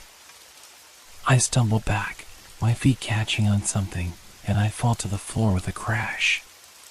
My head spins, my heart racing as I scramble to get up. The figure doesn't move. It stays there, in the reflection, smiling at me. And then, just as suddenly as it appeared, the reflection disappears. The window is empty again. But I know what I saw. I felt it. Something is in this house. And whatever it is, it's been watching me this whole time. I don't know how I make it out of the house, or how I get back to my apartment. My hands are shaking, my body numb. The world feels like it's slipping away, like I'm caught in some kind of twisted dream. But when I get home, I look out the window one last time. And there he is. The man. In the window across the street. Staring at me. I can't explain what's happening. It's as if my mind is betraying me, as if the world I once knew is unraveling right before my eyes. The man, he's back. I can't shake the image of his smile, twisted and wrong, from my mind. I know it's him, the same figure, the same silhouette standing in the window across from me. His face still obscured by the dim light, his posture unnerving in its stillness. But there's something different this time. I pull away from the window quickly, stumbling backward. My chest is tight, my breath shallow, like I've been holding my breath for too long. I can't let myself believe what I saw, what I felt, when I was in that house. But the fear is creeping back, slow and insistent. The same cold dread wraps itself around me again, and I feel the weight of it settle deep in my bones. I've always lived alone, and in this city, the silence is constant. But tonight, it feels oppressive.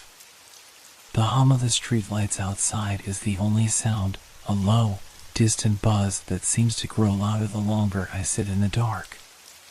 The reflection, the smile. My hand shakes as I reach for the curtain, slowly drawing it closed. But even as I cover the window, the feeling doesn't leave me. My pulse is racing, and every corner of my apartment feels claustrophobic. I try to ignore it. I try to reason with myself. Maybe I imagined it. Maybe I was just tired. Maybe it was the house playing tricks on me. But deep down, I know I can't dismiss what I saw. The smile was real. The figure, he was real. And he's still out there, watching. I try to distract myself. I grab my phone, scroll through some messages, anything to push the thought out of my head.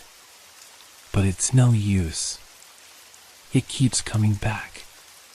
The man's face, that sickening grin. The way he just stood there, staring at me through the window. I get up, pacing around the room, my hands trembling. The walls feel like they're closing in on me. I need to do something, anything to break this cycle. I can't just sit here and wait for him to show up again. Then, I remember. The house. The one across the street. I've never really paid much attention to it before tonight, but I know now it's not just some empty, abandoned building. There's something more to it. Something I don't understand. Something I need to find out. I rush to the door, grabbing my jacket. My mind is racing, the anxiety starting to build again. I can't stay here. Not with him watching. I need answers. I need to know why this is happening. I don't think about it too much. My body moves on its own, a mechanical response to the terror gnawing at my insides. My breath comes out in quick bursts as I step outside. The cold air hits me, sharp and stinging against my skin. The streets are empty. I cross the road once again, my heart thumping in my chest. I feel like I'm walking into something I don't fully understand, but there's no turning back now. The house looms ahead, its windows dark and empty. The same feeling hits me as I approach the front gate. It's that suffocating presence again, like I'm not alone. But I don't stop. I can't. I make my way up the path, every step feeling heavier than the last. I stop in front of the door, the same creaking sound as it opens when I push it. The house feels colder this time, the air thick with an almost tangible sense of foreboding. I don't even need the flashlight to see now. The faint moonlight spills through the cracked windows, casting long shadows across the floor. The house is even more decrepit than I remembered. It's as if no one has stepped foot here in years.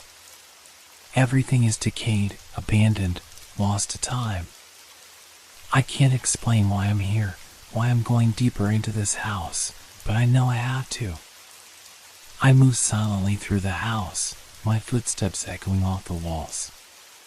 It feels like the house itself is holding its breath, waiting. The silence is oppressive. And then, I hear it. A faint sound, like a whisper, or the soft scrape of something moving on the floor above me. My heart skips a beat. I stop, straining to hear.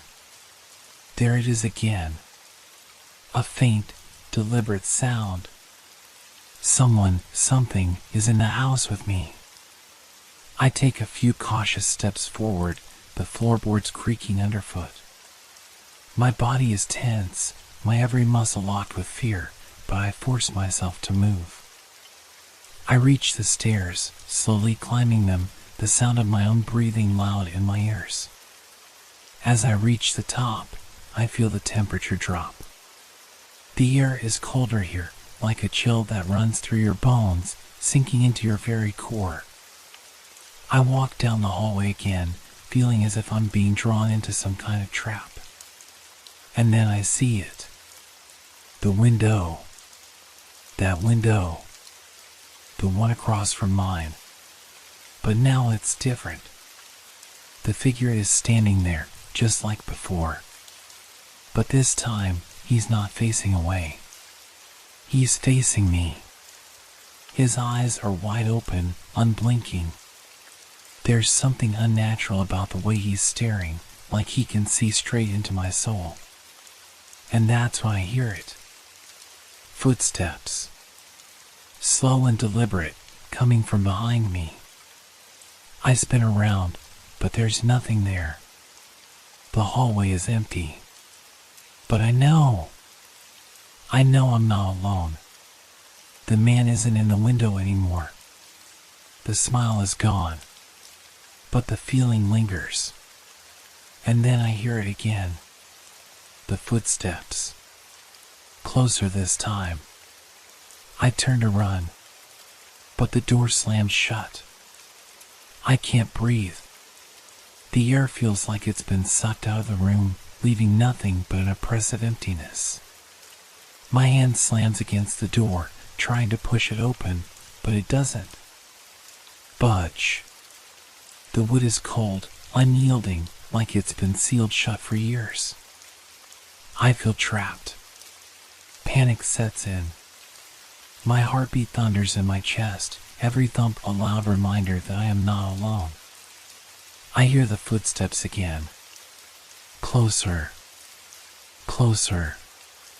Every sound is amplified in this forsaken house, the creaks of the floorboards, the rustle of fabric. I look around frantically, trying to find an escape, but the hallway seems to stretch on forever, the walls closing in. My mind is racing. I need to get out.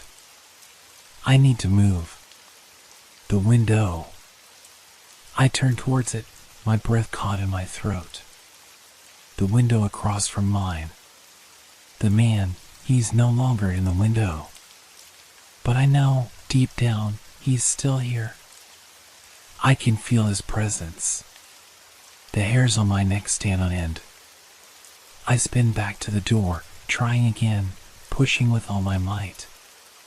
The door groans, but it doesn't give. It's as if something, or someone, is holding it shut from the other side. My fingers tremble as I search the room for something, anything that could help me. I grab a broken chair and try to wedge it under the doorknob, anything to keep the door from opening. The footsteps stop. I freeze. Silence. It's deafening.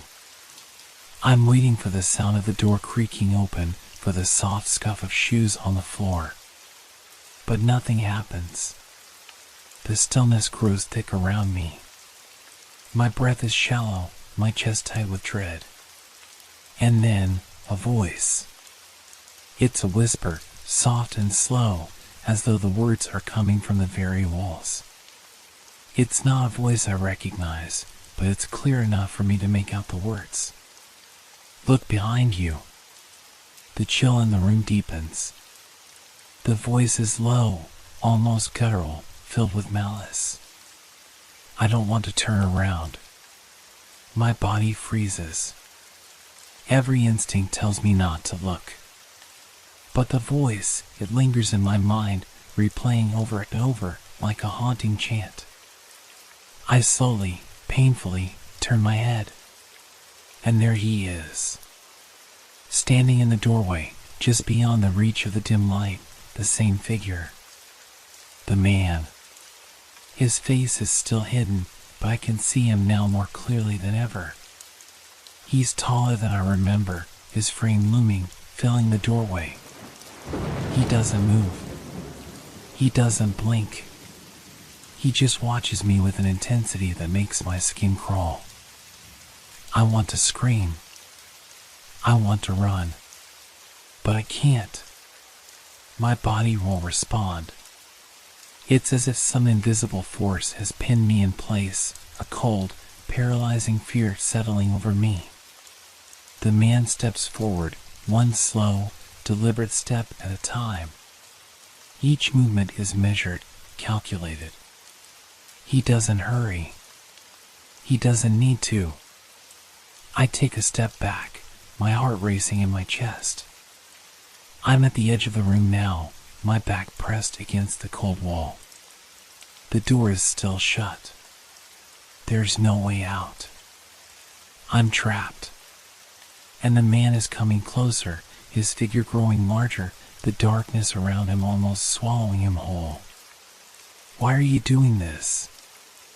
I manage to croak out, my voice barely above a whisper. I don't even know if he can hear me, but I need to know.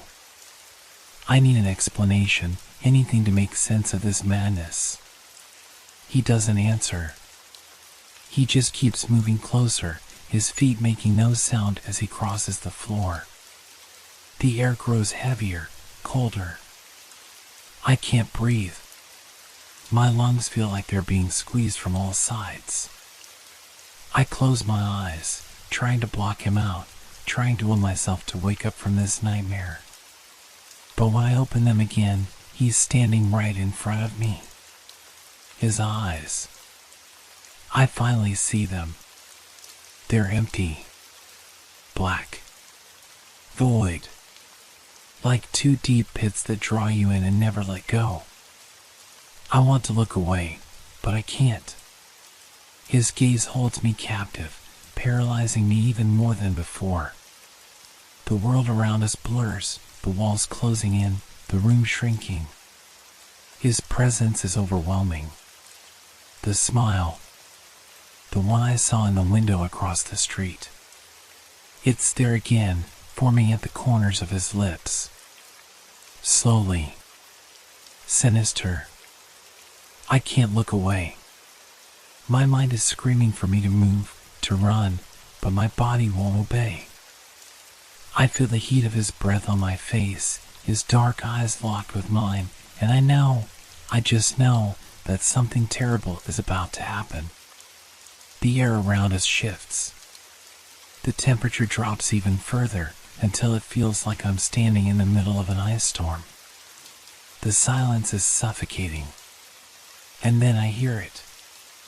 A low, rumbling sound, like the growl of an animal. I gasp, my hands reaching for the wall behind me as I try to steady myself. But there's no time. The room is spinning now, and I feel myself slipping into the abyss. Get out, the voice whispers again, but this time it's not from the walls. It's coming from him. I blink, and in that instant, the man is gone. The room is empty. I'm alone. Or at least, I think I am. But the feeling, that suffocating presence, it remains. Something is still here with me. I turn, and I know. The door is wide open. I stand frozen for a moment, unable to comprehend what just happened. My heart hammers in my chest, the sound loud in my ears. I glance around the room, my mind racing. The door is open, but there's no one there. No man. Just the empty hallway beyond. I feel the cold air crawl along my skin. The silence is deafening, so thick it presses against me, suffocating me. The door, it shouldn't be open. I never heard it open. It was shut. I was sure of it. I should leave. I should run. But my legs refused to move. I stand there, staring at the open doorway, my breath coming in short, shallow gasps. The darkness in the hallway seems to stretch on forever, the shadows too deep to be natural. I take a step forward, then stop. Another.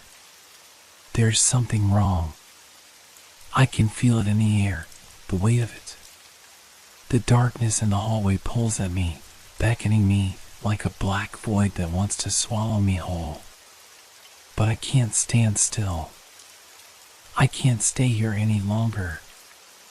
I take another step, my feet moving almost on their own, the instinct to escape finally overtaking the fear. As I walk toward the open door, I notice something strange on the floor just in front of the threshold are fresh footprints. The shape of them is odd, distorted, as if the person who made them wasn't quite human. I hesitate, my eyes tracing the marks.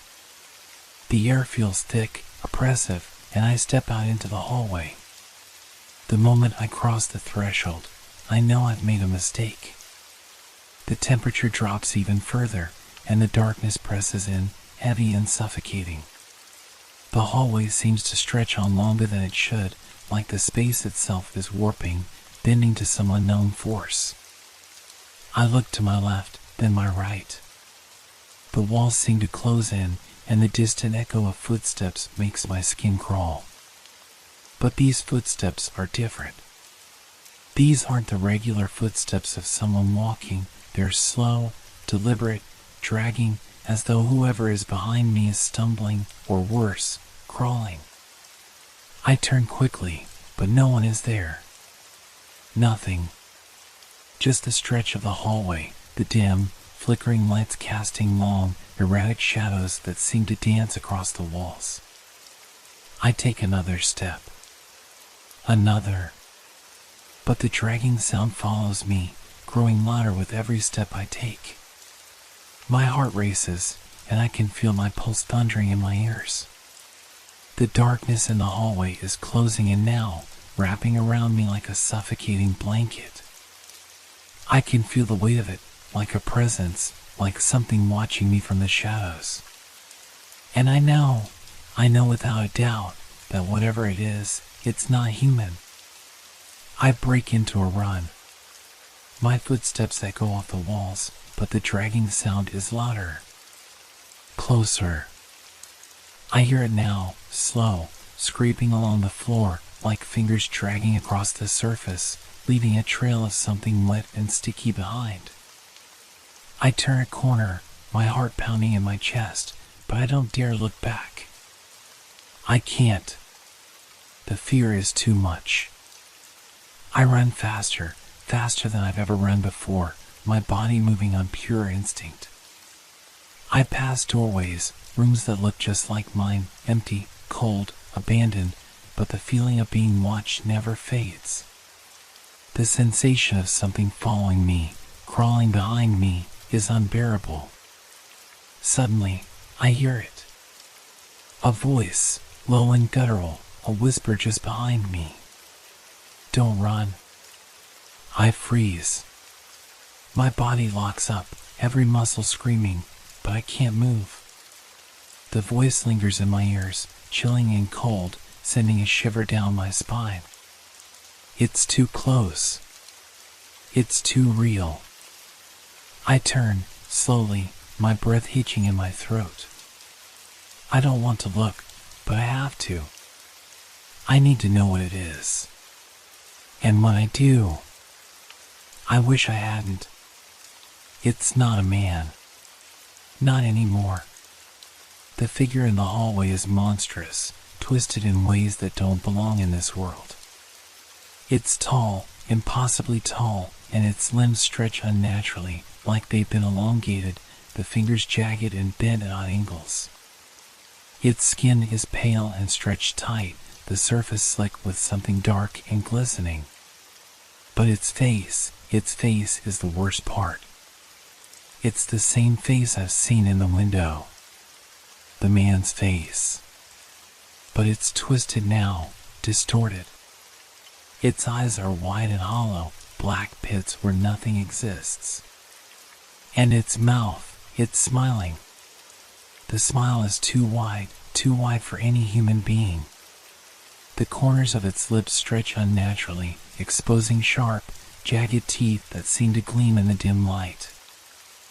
I want to scream, but no sound comes out. I'm frozen, unable to move, unable to tear my eyes away from the creature in front of me. It steps forward. One slow, deliberate step at a time. And with every step, I feel my world slipping away. Why are you doing this? I manage to whisper, my voice shaking with fear. The creature doesn't answer. It doesn't need to. Its grin grows wider, impossibly wide, as it takes another step toward me. I know now that I will never escape. The hallway stretches on endlessly, the darkness swallowing me whole. And then, the lights go out. I wake up to a cold, damp floor beneath me. My head throbs, my vision blurry, but the sharp sting of fear cuts through the fog of my mind. I sit up quickly, only to be greeted by the emptiness of the hallway. The lights are back on, flickering in that same erratic manner, casting long shadows along the walls. I look around, disoriented, but there's nothing, no creature, no figure, no man with that awful smile. Only the quiet hum of the fluorescent lights above. For a moment, I wonder if it was all a dream. Maybe it was just my mind playing tricks on me after days of isolation. But the fear lingers, the remnants of that presence still hanging in the air like a thick fog. I stand up slowly, my knees weak, and take a step forward. The hallway stretches before me, just like it always has, yet it feels different now. More sinister. I can still hear the faint echo of footsteps, the same dragging sound, far in the distance. I start walking again, each step cautious, but the dragging continues, getting closer, nearer, as though the thing is right behind me. I try to breathe deeply, to stay calm, but my heart races in my chest, a constant reminder of the danger lurking just beyond my vision. I turn a corner, and this time, I don't hesitate. I keep walking, faster now, driven by the sheer terror clawing at my throat. My eyes dart around, scanning every corner, every doorway, every shadow. But there's nothing, only silence, the distant scraping that seems to follow me, no matter how fast I run. I feel it again, something cold on my neck, the sensation of being watched, the feeling that something is just behind me, waiting to strike. I stop. My breath hitches in my throat. I have to know. I have to turn around. Slowly, I force myself to look back. And there it is. Not the creature from before. No, this time, it's different. A figure stands at the end of the hallway, its face obscured by darkness, but I can feel its eyes on me. The familiar feeling washes over me again, the one I've felt every night when I stare out of my own window. The same, suffocating presence. The man in the window. But this time, he's not just watching me from across the street. He's here, in the hallway, standing still, motionless, his presence overwhelming. The distance between us is vast, but it feels like I'm already within his grasp. I want to scream, but my voice is trapped in my throat. The figure doesn't move. It just stands there, watching. Then, without warning, it starts to approach. Slowly at first, but with every step, the silence in the hallway grows more oppressive. The echo of his footfalls fills the space, loud and rhythmic. The closer he gets, the more I can make out about him. His face is still obscured, but his features are twisted, shifting in the dim light, as if his face doesn't want to be seen. I turn to run, but my legs betray me. They won't move. I stand there, frozen, as the man, if that's even what he is, closes the distance between us. It's not until he's right in front of me that I can finally make out his features. He's smiling. That same twisted smile. The same grotesque grin I saw in the window so many times. His eyes are black, empty pits that seem to pull me in, drawing me closer to him. And then he speaks. His voice is soft, a whisper, but it's as if it fills the entire hallway. You should never have looked. I try to scream. I try to move. But my body refuses to obey. You've been watching me, I managed to choke out, my voice breaking. I've seen you. I've seen you in the window. His smile widens even more, impossibly wide, as he steps closer. I feel a wave of cold rush over me, like ice flooding my veins. Not just in the window, he murmurs, his voice a hiss. You've always been here. You just never saw it. My stomach lurches as the words sink in. I've always been here. But how? I look around, desperately searching for some way to escape. The hallway seems to stretch on forever, endless. There is no exit. No way out. His hand reaches out, pale and trembling, and I feel the air grow thick with something heavy and wrong. The walls seem to close in around me, narrowing with every breath I take. His fingers brush against my cheek, cold and clammy. And then, in that moment, everything goes black. I wake up in my bed. My own bed. The room is dimly lit by the soft glow of the streetlight outside. I can hear the faint hum of the refrigerator in the kitchen, the sound of life continuing as usual. I sit up, disoriented, my heart still racing. The fear, the dread, it feels fresh, like it just happened. I look around my room, everything in its place. Nothing seems amiss. The bed is warm, comfortable. The window is shut. But then, I glance across the room. And there, just behind the curtain, I can see it. The shape of a figure, standing in the window. Staring. It's him. The man. And he's smiling.